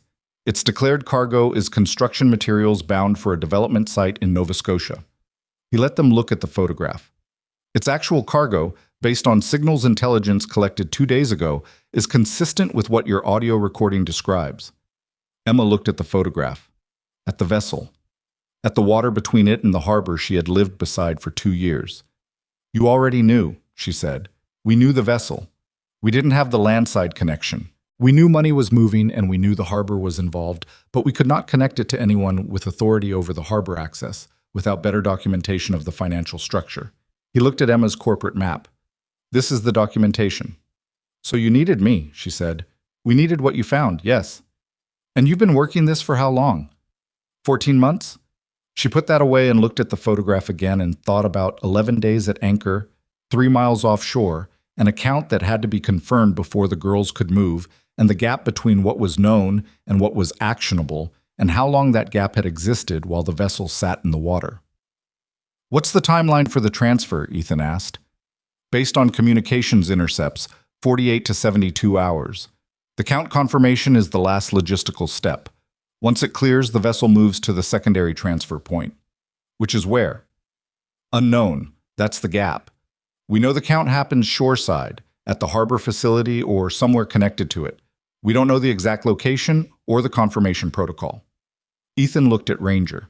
The dog was lying under the table with his chin on his paws, apparently asleep in the way that trained working dogs apparently slept, the ears still rotating slowly, processing the room. "Ranger can work the harbor facility," Ethan said. Hendricks looked at the dog. "He's retired." "He's not retired. He lives with me, which is different." Ethan looked at Hendricks directly.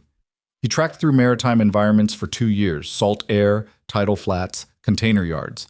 He doesn't lose it near water. If the count is happening at the harbor, and there are people being held in proximity to the facility, he can locate them," Emma said. Both men looked at her. "That's what you're saying," she said to Ethan. "He can locate a concentration of people in a confined space near water. He's done it before." "Similar work," Ethan said, "on vessels.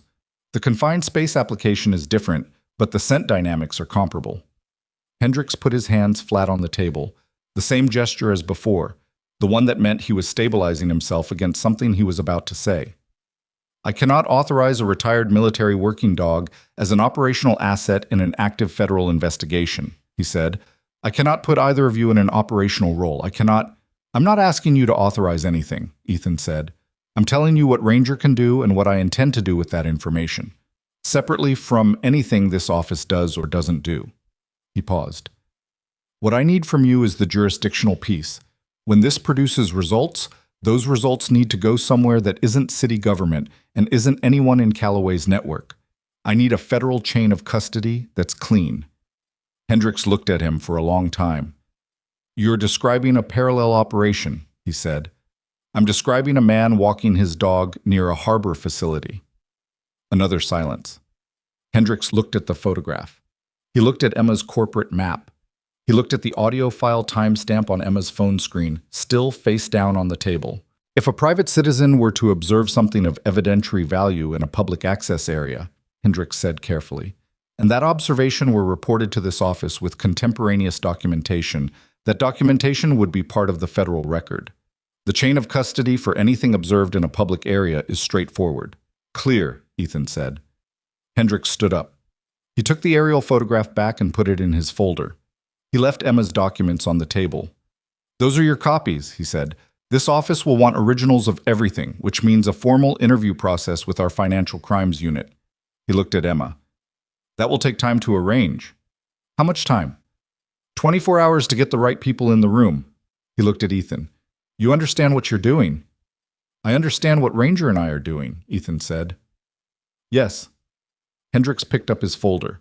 At the door, he stopped. Garza and Okafor, he said without turning around. Ethan went very still. I read the 2018 referral, Hendricks said. All of it, including the names. He stood at the door for a moment. I'm sorry that took this long. He left. The conference room was quiet. The speakerphone sat unused in the center of the table. The whiteboard was blank. Outside the window, the Portland waterfront was lit in the gray-orange of a cloudy evening, the water dark and flat beyond the dock lights. Ethan sat without moving for a moment. Emma didn't say anything. She understood, from 2 years of being in situations where people offered comfort in the wrong register and made things worse, that this was a moment that didn't need words in it. She gathered her documents. She stacked them and aligned them with the care she gave to archival materials. The unconscious professional habit of treating paper as something worth preserving. She put them in the folder she'd brought and closed the folder. I have to tell you something, Ethan said. She looked at him. When I came to Portland tonight, I told myself I wasn't sure Hendricks was clean. I told myself there was a reasonable chance this was a setup, and I was walking into a room where someone had decided that the most efficient way to close this problem was to put both of us in one place. He was looking at the table. I came anyway. I know, Emma said, because the alternative was letting another count get confirmed. He was quiet for a moment. Another manifest get filed. She looked at him. At the scar along his jaw that she had stopped noticing 2 days ago. The way you stopped noticing the details of a person's face once you had learned to read its expressions. At his hands on the table, the knuckles healed from 2 nights ago in the way hands that had been through a lot healed, quickly and without fuss. The harbor facility, she said, the public access area near the container yard. I've been there. She watched him look up. Twice. Walking the perimeter for a research project on the 2019 renovation. I wanted to see the physical footprint of what Harborline had built. I know the layout. Emma, I know where the public access ends and the private facility begins. I know the drainage access points along the south perimeter. I know which section of the perimeter fence has a gap that the harbor master's office has been requesting maintenance funds to repair for 2 years, because I indexed that maintenance request in September. She let him process that. I also know that the lighting on the south side of the facility is designed for the 2019 layout and doesn't account for the equipment repositioning that happened in 2021 when Harborline completed the renovation. There are 2 sections with inadequate camera coverage. Silence. How do you know about the camera coverage? Ethan said. The renovation permit required a security plan submission to the city planning department. The security plan is a public record. She held his gaze. I indexed it in November. Ethan sat back in his chair. He looked at her with something that was not quite the expression he'd been wearing 30 seconds ago. Ranger got up from under the table, stretched with the elaborate self-satisfaction of a dog completing a task he had always known would take this long, and pushed his head against Emma's armrest. The drainage access on the south perimeter, Ethan said slowly. How wide? The maintenance request says 48 inches. The request was for new grading. The grading hasn't been installed. He was quiet for a moment. A 48-inch gap, he said. Easily navigable, Emma said, by someone in a manual chair who knows what they're doing. He looked at her for a long time. She looked back. This is not a small thing, he said. I know exactly what it is. I've never done any of this, she said. 3 days ago, I was a woman who cataloged old files and took accessible transit to work, and had not, in 2 years, done anything that anyone would describe as consequential. She reached down and put her hand on Ranger's head, the same motion she had made in the truck, the automatic gesture she had stopped second-guessing. I'm not the same person I was 3 days ago. I don't entirely know what that means yet. But I know what I know about that facility, and I know what Ranger can do, and I know that there are people on that vessel who have 48 to 72 hours before they disappear. She looked at him. So tell me what I need to know about the drainage access approach. Ethan was quiet for long enough that she thought he might refuse, that he might construct a careful, respectful argument for why she should be the one who went back to Portsmouth Road with the documents and the phone and the chain of custody materials, while he and Ranger handled the operational piece, and the argument would be logical and protective and completely beside the point. Instead, he pulled a piece of paper from his jacket pocket. He had been carrying paper and a pen since she had known him, a habit she had decided was either military or personal or both, and drew a rough map of the harbor facility's south perimeter from memory. He had already looked it up.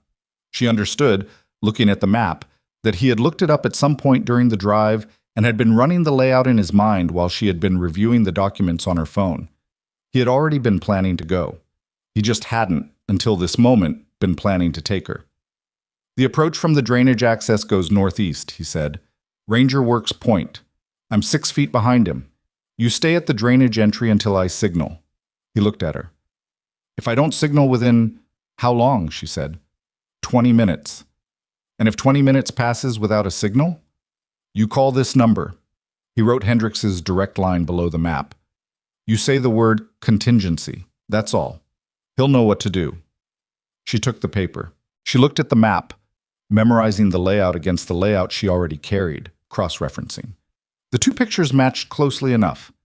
One more thing, she said. He looked up. Folder 11. The redacted emails in the archive. I need those. We established that going back, not the archive. I need to know what was in them. If Callaway's network has been operating through the Development Authority for 8 years, there has to be internal communication about the harbor renovation that names the actual purpose. The security plan submission, the maintenance requests, the renovation permits, they're all procedural documentation. Someone, at some point, wrote an email that said what this infrastructure was actually for. She looked at him. If Hendrix's office pulls those emails with a federal warrant, they'll have it. But that takes time. And I've been cross-referencing Callaway's correspondence patterns for 6 months. She paused. I think I know what was in them. I think the redaction marks were covering a name. Not a location, not a dollar figure, a person's name. Someone inside the federal contracting system who signed off on the Atlantic Bridge logistics contracts in 2017. Ethan's pen stopped moving. The same contracts that produced the manifest for my operation, he said. The same contracts, she said, which means the person whose name is under those redaction marks is the connection between what Callaway did to your mission and what's been happening to people on that vessel. He was very still. I don't have the name, she said, but I know someone who might be able to pull the original unredacted email from a federal contracting database. They both looked at the door Hendrix had walked through. That's the formal interview request, Emma said, for tomorrow. When we sit down with the Financial Crimes Unit, that's what I'm going to ask them to pull. Ethan folded the map away. He stood up. He clipped Ranger's working lead, not the walking lead, a different one, shorter, that he kept in his jacket pocket. And the dog's entire posture changed with the click of the clasp. Not tense, focused.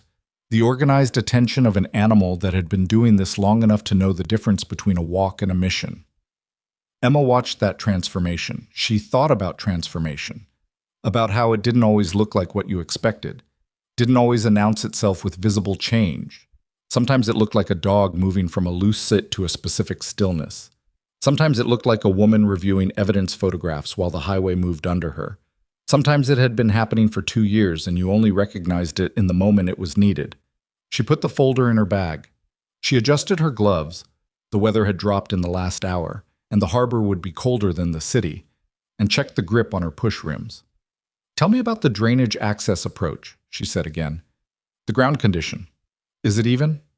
Mostly, one section of poured concrete, one section of compacted gravel. Gravel I can handle. Anything standing water? Based on the map, there's a low section about 30 feet in. How low? Maybe 2 inches, could be more after rain. Then I'll need a running start. He looked at her for a beat. You've done off-road in that chair, he said. It wasn't a question.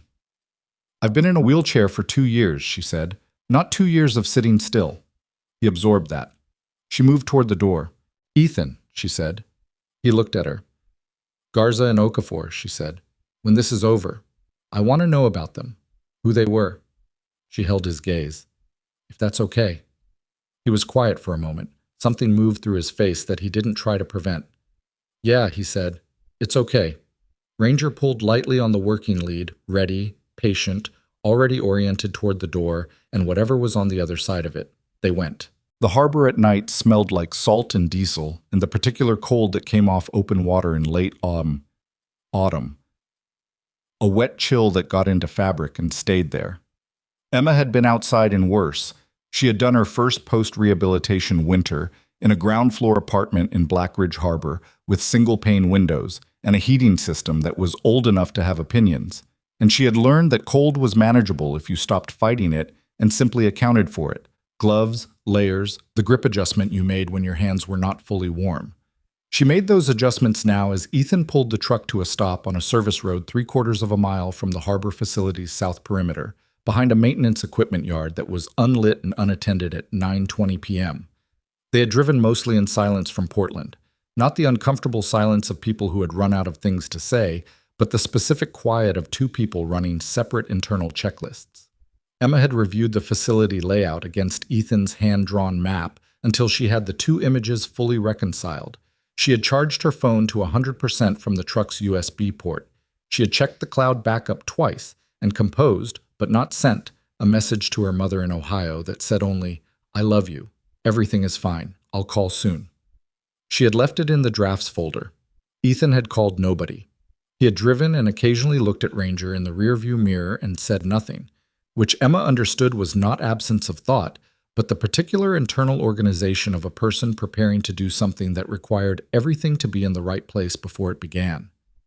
They got out.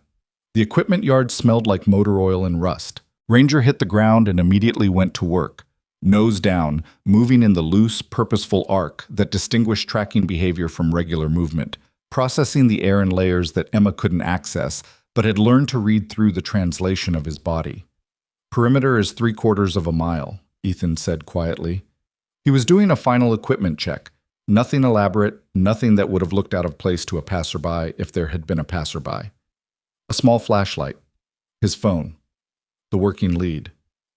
"We go slow." Ranger sets the pace. "I know. If he stops and sits, we stop. If he goes low, I need you to be already stopped." "Understood." He looked at her for a moment in the dark. The motion sensors in the equipment yard hadn't triggered, which meant the lighting was either broken or positioned away from the perimeter, the same inadequacy that appeared in the 2021 security plan submission she had indexed in November. "You don't have to come past the drainage entry," he said. "I know that too," she said. "Let's go."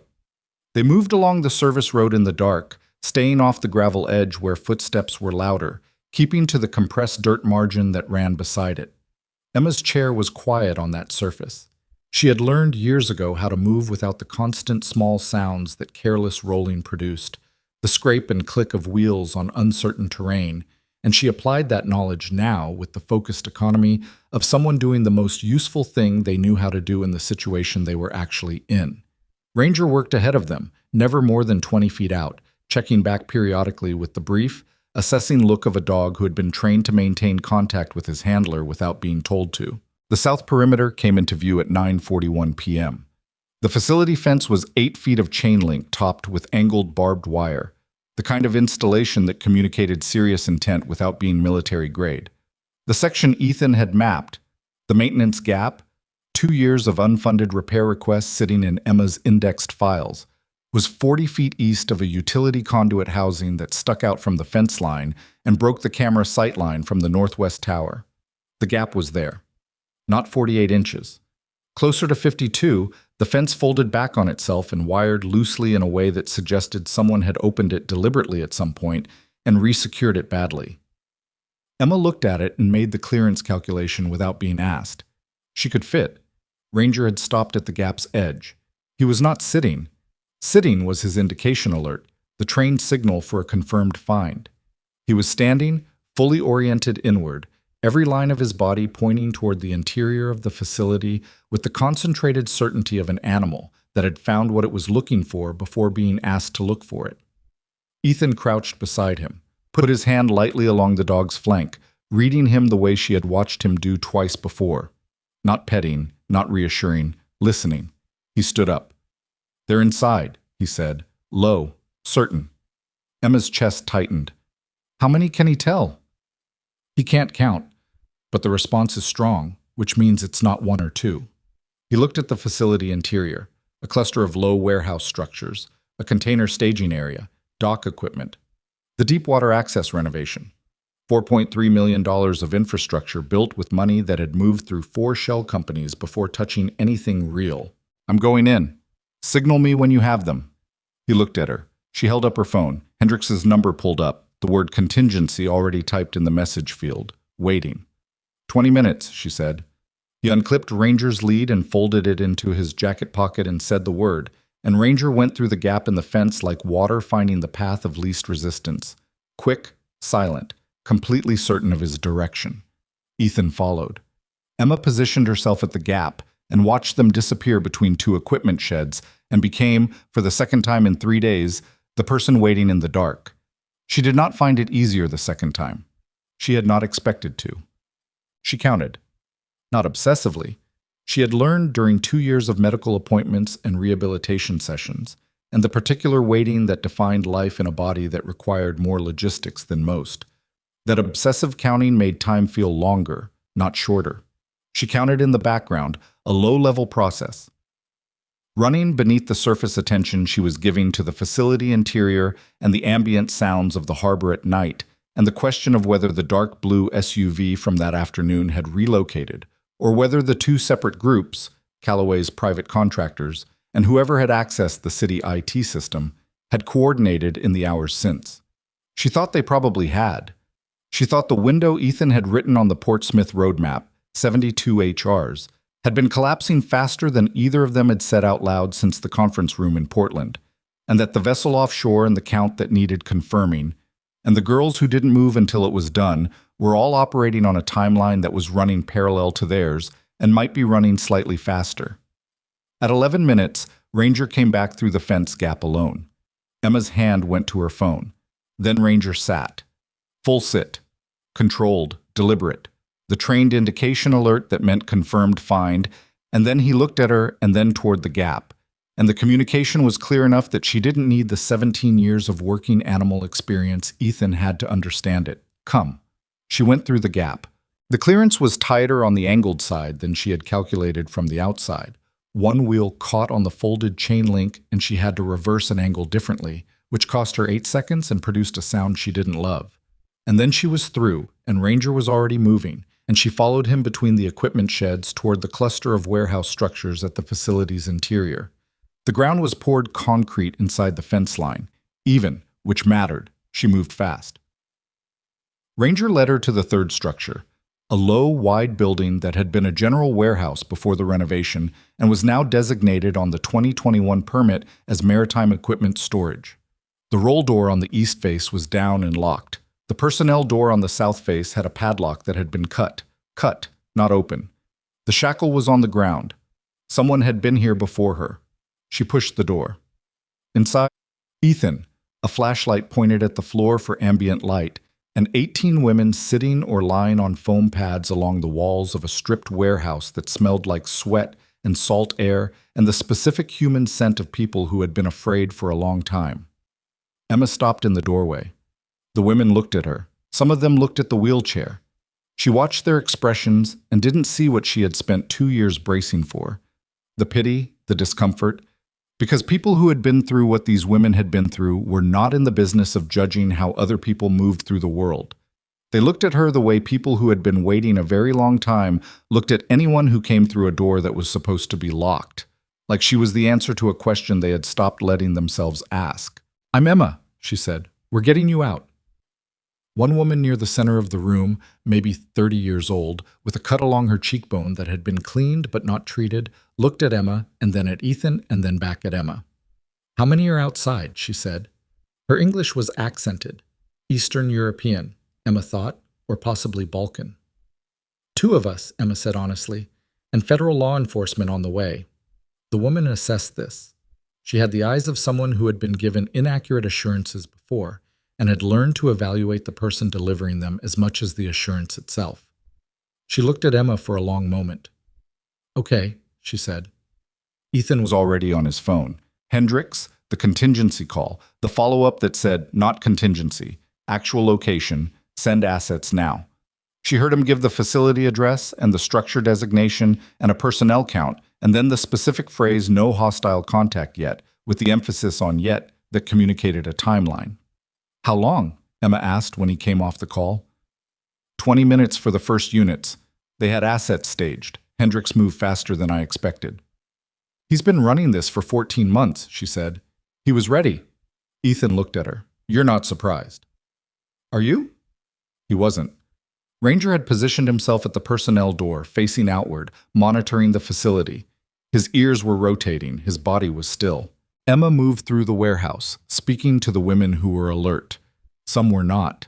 Some had the particular disconnected stillness of people who had found an internal location to go to when the external one was unbearable, and she did not push those, just made sure they knew someone was present, and that the door was open, and that the next thing that happened was going to be different from the last things that had happened.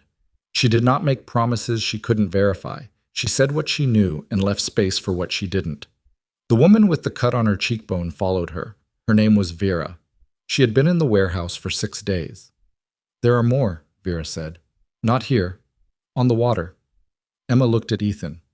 The vessel, he said. They moved some of us off it 3 days ago. They said the others would come when the count was done. Vera's voice was flat with the specific flatness of someone who had processed their situation completely and come out the other side into something that was not quite calm but functioned like it. The count was supposed to be tonight. It's not going to be tonight, Emma said. Vera looked at her steadily. You're sure? Sure. I'm sure.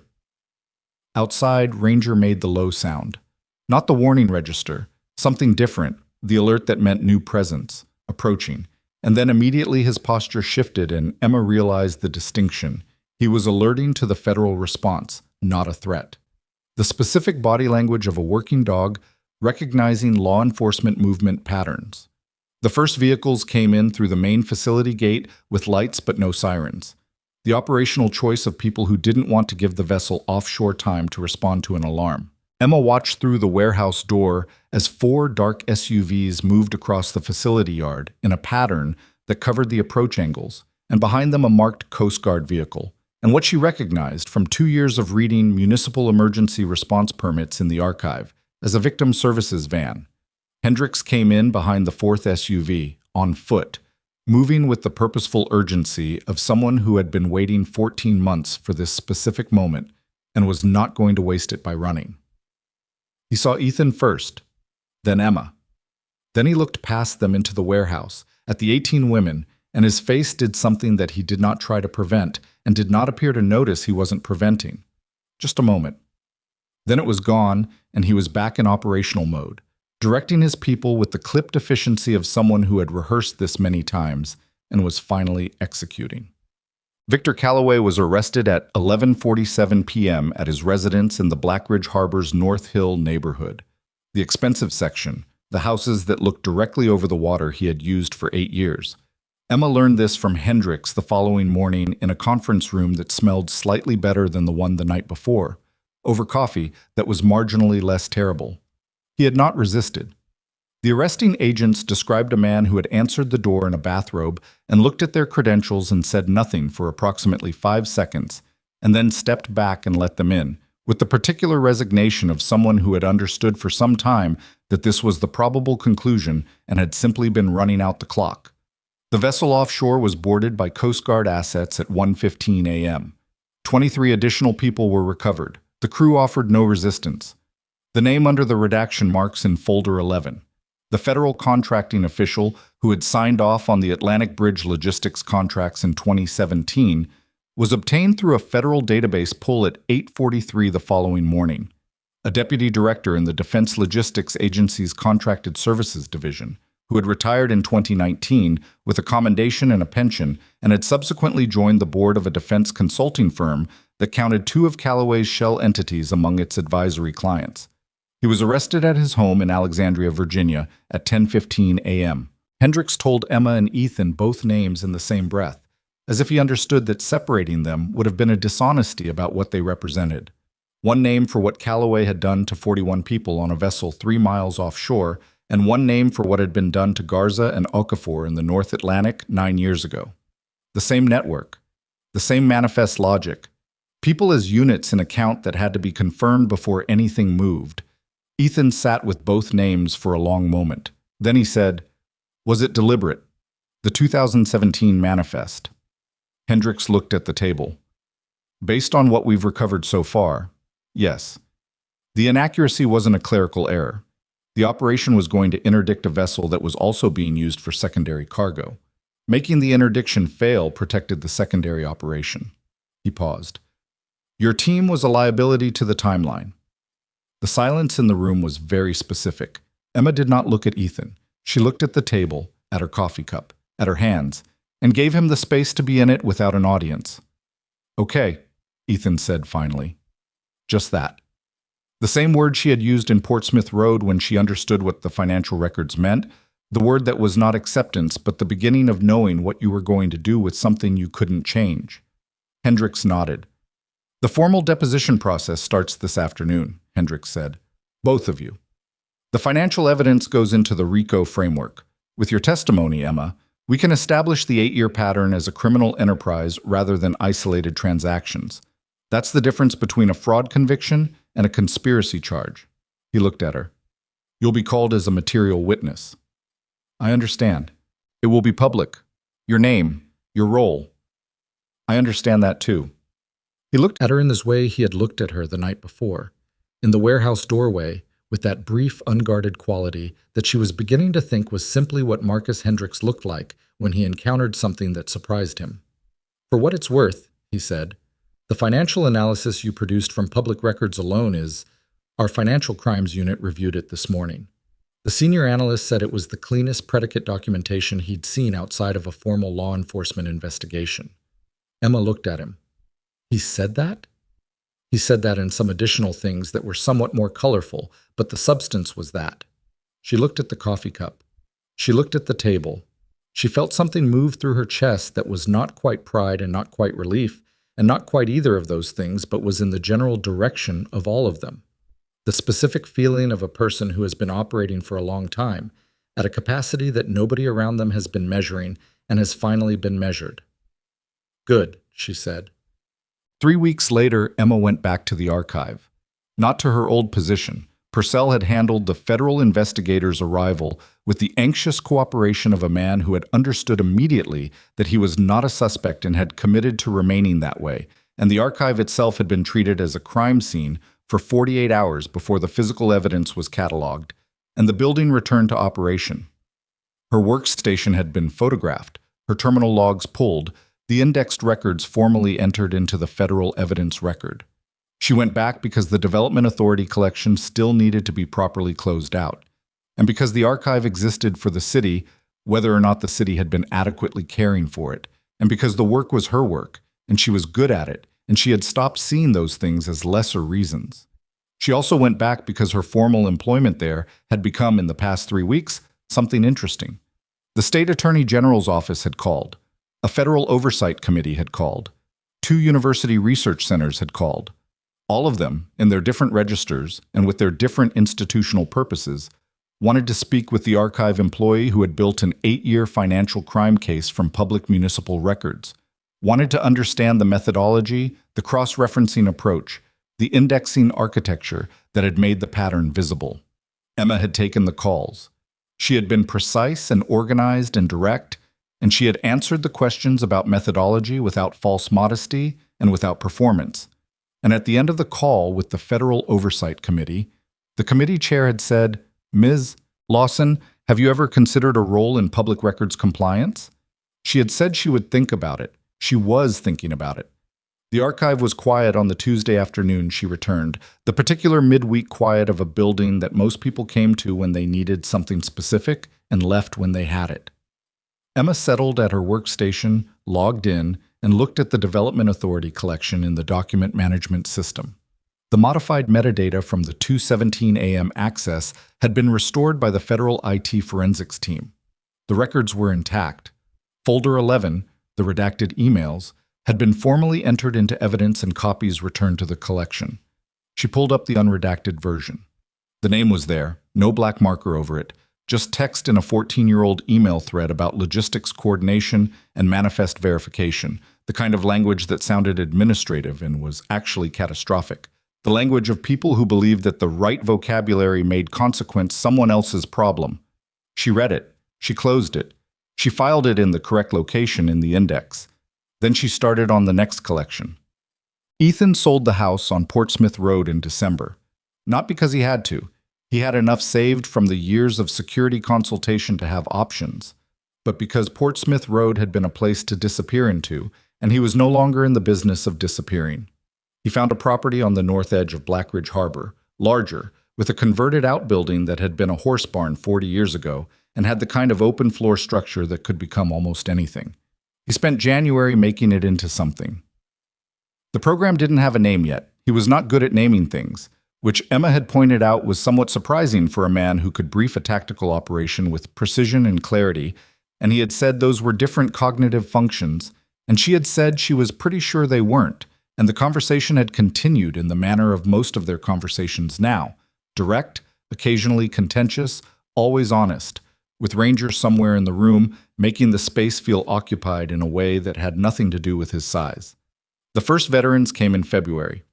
3 of them, through a connection Hendricks had made, not active federal cases, just people who had come out of service carrying things that didn't have official names and were looking for somewhere to put them down for a while. They came on a Wednesday morning and sat in the converted barn with Ranger and said very little for the first hour and then gradually said more, and by the end of the afternoon, one of them was throwing a tennis ball for the dog and laughing at something, the real kind of laugh that didn't have anything performing in it. Ethan watched that from the doorway and felt something in his chest that he hadn't felt in a long time and didn't try to name. Emma came on Fridays. She had the state oversight role by then, a formal appointment, half-time, consulting on public records compliance for municipal archives across the region. And she did her Fridays in Blackridge Harbor, partly because her archive work was still ongoing and partly for reasons neither of them made into a conversation. She brought files sometimes. He made coffee that was still terrible. Ranger divided his attention between them with the impartial devotion of an animal that had long ago decided both people were his people and saw no contradiction in this. On a Friday in March, Emma sat at the workbench in the converted barn while 3 veterans worked with Ranger in the attached yard, and she looked at a financial compliance report she was drafting for the state committee, and she put down her pen and looked at the yard through the barn's open door. One of the veterans, a woman, Army, who had come in February and kept coming back, was sitting on the ground with Ranger's head in her lap, not doing anything, just sitting. Ranger wasn't doing anything either. He was just there, his eyes half closed, his breathing slow, his enormous, uncomplicated presence given freely and without condition to a person who needed it. Emma watched this for a long moment. "He knows," she said. Ethan looked up from what he was reading. "What?" "Ranger. He knows which person in the room needs him most." She looked at the dog in the yard. "He's always known. He knew on Mercer Street." Ethan followed her gaze. He was quiet for a moment. "He's good at his job," he said. "He's good at more than his job." He didn't say anything. She didn't need him to. Outside, the woman in the yard said something to Ranger, soft enough that neither of them could hear it. Ranger's tail moved once, slowly, the considered wag of a dog who had been listening and wanted to confirm receipt. Emma picked up her pen. She looked at the compliance report. She thought about 41 women on foam pads in a stripped warehouse, and 23 more on a vessel in the dark water, and 2 men named Garza and Okafor who had deserved better, and a redacted email that had sat in an archive folder for years, waiting for someone to take the work seriously enough to find it. She thought about the woman she had been on that Tuesday evening 8 months ago, staying late in the archive because the rain made the city empty and the quiet was easier than the alternatives. She did not think that woman was gone. She thought that woman was exactly who had done all of this, the careful one, the patient one, the one who had been paying attention for years while the world arranged itself around the assumption that she wasn't. She had just stopped letting the assumption stand. The compliance report was due Monday. She worked on it until the light in the barn shifted toward evening and the veterans in the yard began gathering their things to leave. And Ranger walked each of them to the gate with the solemnity of a host who took departure seriously, and the woman from the army stopped and crouched down and put her forehead against the dogs and stayed there for a moment before she straightened and walked to her car without looking back. Emma closed her laptop. She looked at Ethan. "Same time next Friday?" she said. He looked at her with something that had long stopped needing a name between them. "Yeah," he said, "same time." Ranger came back from the gate and pushed his head against Emma's knee. The same gesture, the first one. Mercer Street in the rain, unchanged across every version of everything that had happened since. And she put her hand on his head, and he leaned into it with his whole self, unhurried, complete. The barn door was open. The last light of the March evening came through it, pale and cold and clean, falling across the workbench and the compliance report, and the two people sitting on either side of it, and the dog between them who had never once, in all of it, failed to know where he was needed most. Some people move through the world in ways nobody counts until the counting can't be avoided. Some stories begin in the dark, on wet pavement, with someone deciding that this time they are not going to stay down. What you choose to protect always turns out to be larger than what you thought you had left.